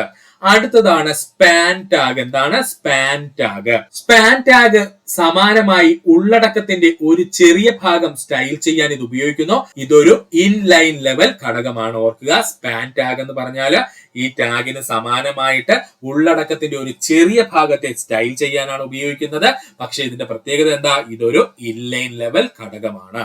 അടുത്തതാണ് ബ്രേക്ക് ടാഗ്. എന്താണ് ബ്രേക്ക് ടാഗ്? ഒരു പുതിയ ലൈൻ തുടങ്ങാൻ അല്ലെങ്കിൽ ഒരു ലൈൻ ബ്രേക്ക് ആയിട്ട് ഉപയോഗിക്കുന്നത് ആരെയും ചോദിച്ചാൽ അത് ബ്രേക്ക് ടാഗ് ആണ്. പുതിയൊരു ലൈൻ തുടങ്ങാൻ അല്ലെങ്കിൽ നമുക്ക് പറയാം ഒരു ലൈൻ ബ്രേക്ക് ആയിട്ട് ഉപയോഗിക്കുന്നത് ആരെയാണ്? ബ്രേക്ക് ടാഗ് ആണ്. അടുത്തതാണ് ഹൊറിസോണ്ടൽ റൂൾ ടാഗ്. എന്താ ഹൊറിസോണ്ടൽ റൂൾ ടാഗ് എന്ന് പറഞ്ഞാൽ ഒരു പേജിൽ തിരശ്ചീന വര അല്ലെങ്കിൽ ഹൊറിസോണ്ടൽ ലൈൻ വരയ്ക്കാനായിട്ട് ഉപയോഗിക്കുന്നതാണ് ഹൊറിസോണ്ടൽ റൂൾ ടാഗ് എന്ന് പറയുന്നത്. ഉള്ളടക്കങ്ങൾ വേർതിരിക്കാൻ സാധാരണയായിട്ട് ഉപയോഗിക്കുന്നത് ഹൊറിസോണ്ടൽ റൂൾ ടാഗ് ആയിരിക്കും. ഓർത്തോണെ, എന്തിനാണ് ഹൊറിസോണ്ടൽ റൂൾ ടാഗ് ഉപയോഗിക്കുന്നത് ചോദിച്ചാൽ പേജിൽ ഒരു തിരശ്ചീന വര അഥവാ ഒരു ഹൊറിസോണ്ടൽ ലൈൻ വരയ്ക്കാനാണ് ഹൊറിസോണ്ടൽ റൂൾ ടാഗ് ഉപയോഗിക്കുന്നത്. ഉള്ളടക്കങ്ങൾ വേർതിരിക്കാനാണ് സാധാരണയായിട്ട് നമ്മൾ എന്ത് ഉപയോഗിക്കുന്നത്? ഹൊറിസോണ്ടൽ റൂൾ ടാഗ് ഉപയോഗിക്കുന്നത്. അടുത്തതാണ് ഫോം ടാഗ്. എന്താണ് ഫോം ടാഗ്? ഉപഭോക്താക്കളിൽ നിന്നും വിവരങ്ങൾ ശേഖരിക്കുന്നതിനായി ഫോമുകൾ നിർമ്മിക്കാൻ ഉപയോഗിക്കുന്ന ടാഗാണ് ഫോം ടാഗ് എന്നറിയപ്പെടുന്നത്. എന്താ ഫോം ടാഗ് എന്ന് പറഞ്ഞു കഴിഞ്ഞാല് ഉപഭോക്താക്കളിൽ നിന്നും വിവരങ്ങൾ ശേഖരിക്കുന്നതിനായി ഫോമുകൾ നിർമ്മിക്കാൻ ഉപയോഗിക്കുന്ന ടാഗാണ് ഫോം ടാഗ് എന്ന് പറയുന്നത്. അപ്പോ ഇത്രയും ടാഗുകളെങ്കിലും സുഹൃത്തുക്കൾ വ്യക്തമായിട്ട് പഠിച്ചു വെച്ചോളാം. ഇതിലൊരു ടാഗ് ഉറപ്പായിട്ടും PSC അടുത്ത വരാൻ പോകുന്ന എക്സാമുകൾക്ക് ചോദിക്കും. ഒരു LAN അഥവാ ലോക്കൽ ഏരിയ നെറ്റ്വർക്കിനെ ഇന്റർനെറ്റുമായി ബന്ധിപ്പിക്കാൻ ഉപയോഗിക്കുന്ന ഉപകരണം ഏതാണ്? ശരിയായ ഉത്തരം എന്താ സുഹൃത്തുക്കളെ? ഓപ്ഷൻ ബി, റൗട്ടറുകൾ അല്ലെങ്കിൽ റൂട്ടറുകളാണ്. നമ്മൾ ഓൾറെഡി പറഞ്ഞു കഴിഞ്ഞു. ഒരു LAN അല്ലെങ്കിൽ ലോക്കൽ ഏരിയ നെറ്റ്വർക്കിനെ ഇന്റർനെറ്റുമായി ബന്ധിപ്പിക്കാൻ ഉപയോഗിക്കുന്ന ഉപകരണം ഏതാണ്? അത് റൗട്ടർ അല്ലെങ്കിൽ റൂട്ടർ ആണ്. ഇനി നമുക്ക് നോക്കാം ഇന്റർനെറ്റുമായിട്ട് ബന്ധിപ്പിക്കാൻ ഉപയോഗിക്കുന്ന പ്രധാന ഉപകരണങ്ങൾ നമുക്കൊന്ന് നോക്കാം. മോഡം. ഇന്റർനെറ്റിലേക്കുള്ള പ്രവേശന കവാടം എന്നറിയപ്പെടുന്ന ഉപകരണം മോഡമാണ്. ഇമ്പോർട്ടന്റ് ആണ്. ഇന്റർനെറ്റിലേക്കുള്ള പ്രവേശന കവാടം എന്നറിയപ്പെടുന്ന ഉപകരണം ഏതാണ്? മോഡമാണ്. ഇന്റർനെറ്റ് സേവനദാതാവിൽ നിന്നുള്ള സിഗ്നലുകളെ കമ്പ്യൂട്ടറിനോ റൂട്ടറിനോ മനസ്സിലാക്കാൻ കഴിയുന്ന ഡിജിറ്റൽ ഡേറ്റയാക്കി മാറ്റുന്നത് മോഡമാണ്. അപ്പോൾ മോഡത്തിന്റെ ഏറ്റവും വലിയ പ്രത്യേകത എന്താ? ഇന്റർനെറ്റ് സേവനദാതാവിൽ നിന്നുള്ള സിഗ്നലുകളെ കമ്പ്യൂട്ടറിനോ റൂട്ടറിനോ മനസ്സിലാക്കാൻ കഴിയുന്ന ഡിജിറ്റൽ ഡേറ്റയാക്കി മാറ്റുന്നത് ആരാണ്? മോഡമാണ്. അടുത്തതാണ് റൂട്ടർ. ആരാണ്? റൂട്ടർ. മോഡത്തിൽ നിന്ന് ലഭിക്കുന്ന ഇന്റർനെറ്റ് കണക്ഷൻ എല്ലാ ഉപകരണങ്ങളിലേക്കും വിതരണം ചെയ്യുന്നതാരെന്ന് ചോദിച്ചാൽ അത് റൂട്ടറാണ്. മോഡത്തിൽ നിന്ന് ലഭിക്കുന്ന ഇന്റർനെറ്റ് കണക്ഷൻ എല്ലാ ഉപകരണങ്ങളിലേക്കും വിതരണം ചെയ്യുന്നത് ആരാണ്? റൂട്ടറാണ്. ഇത് നിങ്ങളുടെ ലോക്കൽ നെറ്റ്വർക്കിനും ഇന്റർനെറ്റിനും ഇടയിൽ ഒരു ഗേറ്റ് വേ ആയി പ്രവർത്തിക്കുന്നു. ഇമ്പോർട്ടന്റ് പോയിന്റ് ആണ്. പ്രീവിയസ് ആയി PSC ചോദിച്ചതുമാണ്. അതായത് റൂട്ടർ എന്ന് പറയുന്നത് നമ്മുടെ ലോക്കൽ ഏരിയ നെറ്റ്വർക്ക് അഥവാ ലാനും ഇന്റർനെറ്റിനും ഇടയിൽ ഒരു ഗേറ്റ് വേ ആയിട്ട് പ്രവർത്തിക്കുന്നുണ്ട്. അടുത്തതാണ് നെറ്റ്വർക്ക് ഇന്റർഫേസ് കാർഡ് അല്ലെങ്കിൽ വയർലെസ് അഡാപ്റ്ററുകൾ. നെറ്റ്വർക്ക് ഇന്റർഫേസ് കാർഡുകൾ അല്ലെങ്കിൽ വയർലെസ് അഡാപ്റ്ററുകൾ കമ്പ്യൂട്ടറുകൾക്കും മറ്റു ഉപകരണങ്ങൾക്കും ഒരു നെറ്റ്വർക്കിലേക്ക് കണക്ട് ചെയ്യാൻ ഉപയോഗിക്കുന്ന ഉപകരണമാണ് നെറ്റ്വർക്ക് ഇന്റർഫേസ് കാർഡുകൾ അല്ലെങ്കിൽ വയർലെസ് അഡാപ്റ്ററുകൾ. അപ്പോൾ നെറ്റ്വർക്ക് ഇന്റർഫേസ് കാർഡുകളും അല്ലെങ്കിൽ വയർലെസ് അഡാപ്റ്ററുകളും നമ്മൾ എന്തിനാ ഉപയോഗിക്കുന്നത്? കമ്പ്യൂട്ടറുകൾക്ക് മറ്റു ഉപകരണങ്ങൾക്കും ഒരു നെറ്റ്വർക്കിലേക്ക് കണക്ട് ചെയ്യാൻ ഉപയോഗിക്കുന്നവയാണ് നെറ്റ്വർക്ക് ഇന്റർഫേസ് കാർഡുകളും അതുപോലെ തന്നെ വയർലെസ് അഡാപ്റ്ററുകളും. എന്താണ് നെറ്റ്വർക്ക് കേബിളുകൾ? മോഡം, റൂട്ടർ, കമ്പ്യൂട്ടറുകൾ, മറ്റ് നെറ്റ്വർക്ക് ഉപകരണങ്ങൾ എന്നിവയെ പരസ്പരം ബന്ധിപ്പിക്കാൻ ഉപയോഗിക്കുന്ന ഈഥർനെറ്റ് കേബിളുകളാണ് നെറ്റ്വർക്ക് കേബിളുകൾ എന്ന് അറിയപ്പെടുന്നത്. അപ്പോൾ എന്താ നെറ്റ്വർക്ക് കേബിളുകൾ എന്ന് പറഞ്ഞു കഴിഞ്ഞാൽ മോഡം, റൂട്ടർ, കമ്പ്യൂട്ടറുകൾ, മറ്റു നെറ്റ്വർക്ക് ഉപകരണങ്ങൾ എന്നിവയെ പരസ്പരം ബന്ധിപ്പിക്കാൻ ഉപയോഗിക്കുന്ന ഈഥർനെറ്റ് കേബിളുകൾ അറിയപ്പെടുന്ന പേരാണ് നെറ്റ്വർക്ക് കേബിളുകൾ എന്ന്. അടുത്തതാണ് സ്വിച്ച്. ഇമ്പോർട്ടന്റ് ആണ്. എന്താണ് സ്വിച്ച്? സ്വിച്ചുകൾ പ്രധാനമായും ഉപയോഗിക്കുന്നത് വലിയ നെറ്റ്വർക്കുകളിലാണ്. ഓർത്തോളെ, വലിയ നെറ്റ്വർക്കുകളിലാണ് നമ്മൾ സ്വിച്ചുകൾ ഉപയോഗിക്കുന്നത്. ഇനി എന്താണ് സ്വിച്ചുകൾ എന്ന് ചോദിച്ചു കഴിഞ്ഞാൽ ഒരു റൂട്ടറിലെ പോർട്ടുകളേക്കാൾ കൂടുതൽ ഉപകരണങ്ങളെ വയേർഡായി ബന്ധിപ്പിക്കേണ്ടി വരുമ്പോൾ സ്വിച്ചുകൾ ഉപയോഗിക്കുന്നു. അതായത് നമുക്കറിയാം നമ്മുടെ റൂട്ടറിൽ പോർട്ടുകളുടെ എണ്ണം വളരെ കുറവായിരിക്കും. എന്നാൽ നമുക്ക് ഒരുപാട് ഉപകരണങ്ങളെ വയേർഡായിട്ട് ഒരു പോർട്ടിൽ കണക്ട് ചെയ്യണമെങ്കിൽ അതിനുവേണ്ടി നമ്മൾ ഉപയോഗിക്കുന്നതാണ് എന്ത്? സ്വിച്ചുകള്. നിങ്ങൾ ലോക്കൽ ഏരിയ നെറ്റ്വർക്കിനുള്ളിലെ ഉപകരണങ്ങൾക്കിടയിൽ ഡാറ്റ കൈമാറ്റത്തിന് സഹായിക്കുന്നത് എപ്പോഴും ആരായിരിക്കും? സ്വിച്ചുകളായിരിക്കും. ഓർത്തോളെ, ലോക്കൽ ഏരിയ നെറ്റ്വർക്കിനുള്ളില് ഉപകരണങ്ങളെ തമ്മിൽ ഡാറ്റ കൈമാറ്റത്തിന് സഹായിക്കുന്നത് എപ്പോഴും ആരായിരിക്കും? സ്വിച്ച് ആയിരിക്കും. അപ്പൊ ഒന്നുകൂടി പറഞ്ഞു തരാം. എന്താണ് സ്വിച്ച് എന്ന് പറഞ്ഞു കഴിഞ്ഞാല് ഒരു റൂട്ടറിലെ പോർട്ടുകളേക്കാൾ കൂടുതൽ ഉപകരണങ്ങൾ വയേർഡ് ആയിട്ട് നമുക്ക് കണക്ട് ചെയ്യേണ്ട ആവശ്യം വരുമ്പോൾ നമ്മൾ ഉപയോഗിക്കുന്നതാണ് സ്വിച്ചുകൾ എന്ന് പറയുന്നത്. ഇതുകൊണ്ട് എന്താ ഉപയോഗം എന്ന് ചോദിച്ചാൽ ലോക്കൽ ഏരിയ നെറ്റ്വർക്കുകൾക്കുള്ളിലെ ഉപകരണങ്ങൾക്കിടയിൽ ഡാറ്റ കൈമാറ്റം ചെയ്യാൻ സഹായിക്കുന്നത് ആരെന്ന് ചോദിച്ചാൽ അത് സ്വിച്ചുകളാണ്. പിന്നെ സ്വിച്ചുകളുടെ പ്രത്യേകത എന്ന് വെച്ചാൽ വലിയ നെറ്റ്വർക്കുകളിലാണ് സാധാരണയായിട്ട് സ്വിച്ചുകൾ ഉപയോഗിക്കുന്നത്. അടുത്തതാണ് ഫയർവാള്. നിങ്ങളുടെ നെറ്റ്വർക്കിനെ ഇന്റർനെറ്റിൽ നിന്നുള്ള അനധികൃത പ്രവേശനം നിന്നും ക്ഷുദ്രകരമായ ആക്രമണങ്ങളിൽ നിന്നും സംരക്ഷിക്കാൻ ഫയർവാളുകൾ സഹായിക്കുന്നു. അപ്പോൾ എന്താ ഫയർവാളുകൾ എന്ന് പറഞ്ഞു കഴിഞ്ഞാൽ നിങ്ങളുടെ നെറ്റ്വർക്കിനെ ഇന്റർനെറ്റിൽ നിന്നുള്ള അനധികൃത പ്രവേശനത്തിൽ നിന്നും ക്ഷുദ്രമായ ആക്രമണങ്ങളിൽ നിന്നും സംരക്ഷിക്കാനാണ് ഫയർവാളുകൾ ഉപയോഗിക്കുന്നത്. IT ആക്ട് പ്രകാരം ഇന്ത്യയിലെ സൈബർ സുരക്ഷാ സംഭവങ്ങൾ കൈകാര്യം ചെയ്യുന്നതിനുള്ള ബോഡിയാണ് സർട്ടിൻ എന്ന് പറയുന്നത്. സർട്ടിൻ അല്ലെങ്കിൽ നമുക്ക് പറയാം ഇന്ത്യൻ കമ്പ്യൂട്ടർ എമർജൻസി റെസ്പോൺസിംഗ് ടീമാണ് കേട്ടോ. അപ്പോ IT ആക്ട് പ്രകാരം ഇന്ത്യയിലെ സൈബർ സുരക്ഷാ സംഭവങ്ങൾ കൈകാര്യം ചെയ്യുന്നതിനുള്ള ബോഡി ഏതാണ്? സർട്ടിൻ ആണ്, അഥവാ ഇന്ത്യൻ കമ്പ്യൂട്ടർ എമർജൻസി റെസ്പോൺസ് ടീമാണ്. Indian computer emergency response team അഥവാ സർട്ട് ഇന്ത്യയുടെ സൈബർ സുരക്ഷാ സംഭവങ്ങളെ നേരിടുന്നതിനും തടയുന്നതിനും വേണ്ടി പ്രവർത്തിക്കുന്ന ഒരു ദേശീയ ഏജൻസിയാണ് Indian computer emergency response team അഥവാ സർട്ടിൻ എന്ന് പറയുന്നത്. ഓർക്കുക, ഇന്ത്യയിലെ സൈബർ സുരക്ഷാ സംഭവങ്ങളെ നേരിടുന്നതിനും തടയുന്നതിനും വേണ്ടി പ്രവർത്തിക്കുന്ന ഒരു ദേശീയ ഏജൻസിയാണ് Indian computer emergency response team അഥവാ സർട്ടിൻ എന്ന് പറയുന്നത്. 2004 ജനുവരി 19 സർട്ടിൻ സ്ഥാപിതമായത്. 2004 ജനുവരി ജനുവരി 19 സെർട്ടിൻ സ്ഥാപിതമായത്. ഇന്ത്യ ഗവൺമെന്റിന്റെ ഇലക്ട്രോണിക്സ് ആൻഡ് ഇൻഫർമേഷൻ ടെക്നോളജി മന്ത്രാലയത്തിന് കീഴിലാണ് സെർട്ടിൻ പ്രവർത്തിക്കുന്നത്. ഇന്ത്യൻ ഗവൺമെന്റിന്റെ ഇലക്ട്രോണിക്സ് ആൻഡ് ഇൻഫർമേഷൻ ടെക്നോളജി മന്ത്രാലയത്തിന് കീഴിലാണ് സെർട്ടിൻ പ്രവർത്തിക്കുന്നത്. ഇനി നമുക്ക് നോക്കുവാനുള്ളത് സെർട്ടിന്റെ പ്രധാന ചുമതലകളും ലക്ഷ്യങ്ങളുമാണ്. സെർട്ടിന്റെ പ്രധാന ചുമതലകളും ലക്ഷ്യങ്ങളും: സൈബർ സുരക്ഷാ സംഭവങ്ങളെ കുറിച്ചുള്ള വിവരശേഖരണം, മുന്നറിയിപ്പുകളും പ്രവചനങ്ങളും നടത്തുക, സൈബർ മേഖലയിലെ മുന്നറിയിപ്പുകളും പ്രവചനങ്ങളും നടത്തുക, സൈബർ മേഖലയിൽ ആവശ്യമായ അടിയന്തര നടപടികൾ സ്വീകരിക്കുക, സൈബർ മേഖലയിലുള്ള അടിയന്തര നടപടികൾ സ്വീകരിക്കുക, സൈബർ മേഖലയിലെ പ്രതികരണ പ്രവർത്തനങ്ങളുടെ ഏകോപനം സാധ്യമാക്കുക, സൈബർ മേഖലയിലെ മാർഗനിർദ്ദേശങ്ങൾ നൽകുക, സൈബർ മേഖലയിൽ ആവശ്യമായ മാർഗനിർദ്ദേശങ്ങൾ നൽകുക, സൈബർ സുരക്ഷ വർദ്ധിപ്പിക്കുക, ഏറ്റവും ഇമ്പോർട്ടന്റ് പോയിന്റ് സൈബർ സുരക്ഷ വർദ്ധിപ്പിക്കുക, വിവിധ മേഖലകളുമായി സഹകരിക്കുക. ഇത്രയുമാണ് സെർട്ടിന്റെ പ്രധാനപ്പെട്ട ചുമതലകൾ എന്ന് പറയുന്നത്. ഇൻപുട്ട് ഉപകരണം ഏതെന്നാണ് ചോദിച്ചിരിക്കുന്നത്. ഇൻപുട്ട് ഉപകരണം ഇതിൽ ഏതാ? ഓപ്ഷൻ ഡി സ്കാനർ ആണ് കേട്ടോ. ഇൻപുട്ട് ഉപകരണം ഏതാണ് ഇതിനകത്ത്? സ്കാനർ ആണ്. അപ്പോൾ നമുക്ക് പ്രധാനപ്പെട്ട ഇൻപുട്ട് ഉപകരണം ഒന്ന് നോക്കാം. Keyboard, mouse, scanner, microphone, touch screen, joystick, webcam, light pen, barcode reader, biometric ഉപകരണങ്ങൾ, ഗ്രാഫിക്സ് ടാബ്ലറ്റ്. ഓർത്തോളനെ, നമ്മുടെ കമ്പ്യൂട്ടറുമായി ബന്ധിപ്പിക്കുന്ന പ്രധാനപ്പെട്ട ഇൻപുട്ട് ഉപകരണങ്ങൾ ഏതൊക്കെയാ? Keyboard, mouse, scanner, microphone, touch screen, joystick, webcam, light pen, barcode reader, biometric ഉപകരണങ്ങൾ, ഗ്രാഫിക്സ് ടാബ്ലറ്റുകൾ. വളരെ വളരെ ഇമ്പോർട്ടന്റ് ആണ്. ഈ പറഞ്ഞിരിക്കുന്നതിൽ ഒരെണ്ണം നിങ്ങൾക്ക് ഓപ്ഷൻ ആയിട്ട് തരും PSC. അതുകൊണ്ട് ശ്രദ്ധിച്ച് പഠിക്കുക. ഒന്നുകൂടെ പറയാം. നമ്മുടെ കമ്പ്യൂട്ടർ ഉപയോഗിക്കുന്ന പ്രധാനപ്പെട്ട ഇൻപുട്ട് ഉപകരണങ്ങൾ ഏതൊക്കെയാ? Keyboard, mouse, scanner, microphone, touch screen, joystick, webcam, light pen, barcode reader, biometric ഉപകരണങ്ങൾ, ഗ്രാഫിക്സ് ടാബ്ലറ്റ്. താഴെ പറയുന്നവയിൽ ഏതാണ് വോളറ്റൈൽ മെമ്മറി? ഉത്തരം റാം ആണ് കേട്ടോ. താഴെ പറയുന്നവയിൽ ഏതാണ് വോളറ്റൈൽ മെമ്മറി എന്ന് ചോദിച്ചാൽ അത് റാം ആണ്. സ്പ്രെഡ്ഷീറ്റ് സോഫ്റ്റ്വെയറിന്റെ പ്രാഥമിക പ്രവർത്തനം എന്താണ്? ഉത്തരം ഓപ്ഷൻ സി, സംഖ്യാ ഡാറ്റയും കണക്കുകൂട്ടലുകളും സൃഷ്ടിക്കുകയും കൈകാര്യം ചെയ്യുകയും ചെയ്യുന്നതാണ്. സ്പ്രെഡ്ഷീറ്റ് സോഫ്റ്റ്വെയറിന്റെ പ്രാഥമിക പ്രവർത്തനം എന്താണ്? സംഖ്യാ ഡാറ്റയും കണക്കുകൂട്ടലുകളും സൃഷ്ടിക്കുകയും കൈകാര്യം ചെയ്യുകയും ചെയ്യുന്നു എന്നതാണ്. അപ്പോൾ നമുക്ക് സ്പ്രെഡ്ഷീറ്റിന്റെ പ്രധാന ഉപയോഗങ്ങൾ നോക്കാം.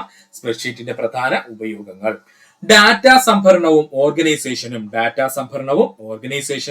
കണക്കുകൂട്ടലുകൾ നടത്തുന്നതിന്, ഡാറ്റ വിശകലനം ചെയ്യുന്നതിന്, ചാർട്ടുകളും ഗ്രാഫുകളും നിർമ്മിക്കുന്നതിന്, അക്കൗണ്ടിങ്ങും ഫിനാൻസും ചെയ്യുന്നതിന്,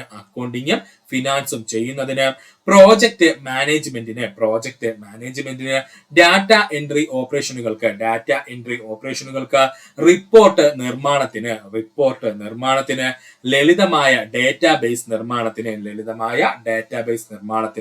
ഇത്രയുമാണ് സ്പ്രെഡ്ഷീറ്റ് പ്രധാനമായി ഉപയോഗിക്കുന്നത്. ഒന്നുകൂടി പറയാം.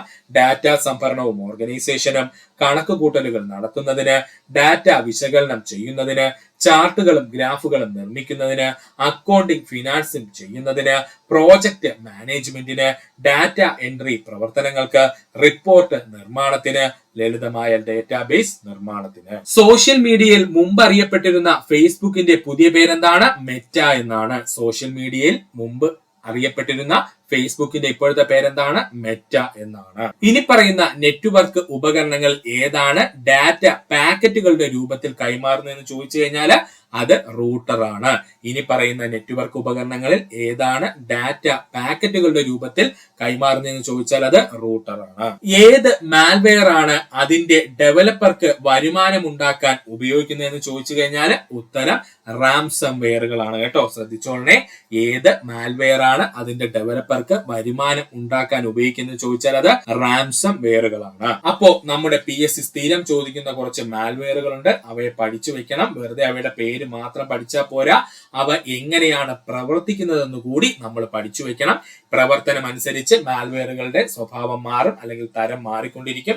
അതുകൊണ്ട് മാൽവെയറുടെ ഉദാഹരണം മാത്രം പഠിച്ചാൽ പോരാ. ആദ്യമായി നമ്മൾ നോക്കാൻ പോകുന്ന മാൽവെയർ ആണ് വൈറസ്. സ്വയം റെപ്ലിക്കേറ്റ് ചെയ്യാനും മറ്റ് പ്രോഗ്രാമുകളിലോ ഫയലുകളിലോ അറ്റാച്ച് ചെയ്യാനും കഴിവുള്ള മാൽവെയറുകളാണ് വൈറസുകൾ എന്നറിയപ്പെടുന്നത്. സ്വയം റെപ്ലിക്കേറ്റ് ചെയ്യാനും മറ്റു പ്രോഗ്രാമുകളിലോ ഫയലുകളിലോ അറ്റാച്ച് ചെയ്യാനും കഴിവുള്ള മാൽവെയറുകളെയാണ് വൈറസുകൾ എന്ന് പറയുന്നത്. എപ്പോഴും വൈറസുകൾക്ക് ഒരു സിസ്റ്റത്തിലേക്ക് പ്രവേശിക്കണമെങ്കിൽ ഏതെങ്കിലും ഒരു പ്രോഗ്രാമിന്റെയോ അല്ലെങ്കിൽ ഫയലുകളുടെയോ ആവശ്യമുണ്ട് കേട്ടോ. ഓർത്തോളനെ, നമ്മുടെ വൈറസുകൾക്ക് ഒരു കമ്പ്യൂട്ടറിലെ സിസ്റ്റത്തിലേക്ക് പ്രവേശിക്കണമെങ്കിൽ മിനിമം ഒരു പ്രോഗ്രാമിന്റെയോ അല്ലെങ്കിൽ ഒരു ഫയലിന്റെയോ ആവശ്യമുണ്ട്. എന്നാൽ അതിൽ നിന്നും തികച്ചും വ്യത്യസ്തനാണ് വേം എന്ന് പറയുന്ന മാൽവെയർ. വേം എന്ന് പറയുന്ന മാൽവെയറിന്റെ പ്രത്യേകത എന്താ? വൈറസുകളിൽ നിന്ന് വ്യത്യസ്തമായിട്ട് വേമുകൾക്ക് സ്വയം റെപ്ലിക്കേറ്റ് ചെയ്യാനും നെറ്റ്വർക്കിലൂടെ സ്വയം വ്യാപിക്കാനും കഴിയും. അതാണ് ഇതിൽ ഏറ്റവും വലിയ ഡേഞ്ചറസ് കേട്ടോ. വേമുകളുടെ പ്രത്യേകത എന്താണ്? വൈറസുകളിൽ നിന്ന് വ്യത്യസ്തമായിട്ട് വേമുകൾക്ക് സ്വയം റെപ്ലിക്കേറ്റ് ചെയ്യാൻ കഴിയും. അതുപോലെ തന്നെ അവൻ ഈസി ആയിട്ട് നെറ്റ്വർക്കിലൂടെ, ഇവയ്ക്ക് ഒരു ഹോസ്റ്റ് പ്രോഗ്രാമിന്റെ ആവശ്യമില്ല. അത് തന്നെയാണ് ഇമ്പോർട്ടന്റ് പോയിന്റ്. വൈറസുകളെ കണക്ക് ഒരു ഹോസ്റ്റ് പ്രോഗ്രാം ഉപയോഗിച്ചല്ല ആര് പ്രവർത്തിക്കുന്നത്? നമ്മുടെ വേം പ്രവർത്തിക്കുന്നത്. വേം നമ്മളൊരു നെറ്റ്വർക്കിലോട്ട് കടത്തി വിട്ടു കഴിഞ്ഞാൽ അവൻ ആ എൻ്റയർ നെറ്റ്വർക്കിലുള്ള എല്ലാ കമ്പ്യൂട്ടറുകളെയും അല്ലെങ്കിൽ സിസ്റ്റങ്ങളെയും ബാധിക്കും. അവന് സെപ്പറേറ്റ് ആയിട്ട് ഒരു പ്രോഗ്രാമിന്റെയോ ഫയലിന്റെയോ ആവശ്യമില്ല. ഇതാണ് വേമിനെ നമ്മുടെ വൈറസിൽ നിന്നും വ്യത്യസ്തപ്പെടുത്തുന്നത്. അടുത്തതാണ് ട്രോജൻ ഹോഴ്സ് എന്ന് പറയുന്ന മാൽവെയർ. ഏതാണ് ട്രോജൻ ഹോഴ്സ് എന്ന് പറയുന്ന മാൽവെയർ? ഇത് ഉപകാരപ്രദമായ ഒരു സോഫ്റ്റ്വെയർ ആണെന്ന് തോന്നിപ്പിച്ചുകൊണ്ട് കമ്പ്യൂട്ടർ ഇൻസ്റ്റാൾ ചെയ്യാൻ ഉപഭോക്താവിനെ പ്രേരിപ്പിക്കുന്ന ഒരു തരം മാൾവെയർ ആണ്. ഓർക്കണം, ട്രോജൻ ഹോഴ്സ് എന്ന് പറയുന്നത് ഉപകാരപ്രദമായ ഒരു സോഫ്റ്റ്വെയർ ആണെന്ന് തോന്നിപ്പിച്ചുകൊണ്ട് കമ്പ്യൂട്ടർ ഇൻസ്റ്റാൾ ചെയ്യാൻ ഉപഭോക്താവിനെ പ്രേരിപ്പിക്കുന്ന ഒരു തരം മാൾവെയർ ആണ് ട്രോജൻ ഹോഴ്സ് എന്ന് പറയുന്നത്. ഇത് കഴിഞ്ഞ ദിവസം നടന്ന ദേവസ്വം ബോർഡിലും ചോദിച്ചിരുന്നു. അതുകൊണ്ട് വളരെ ഇമ്പോർട്ടന്റ് ആണ്. എന്താണ് ട്രോജൻ ഹോഴ്സ് എന്ന് പറഞ്ഞാൽ?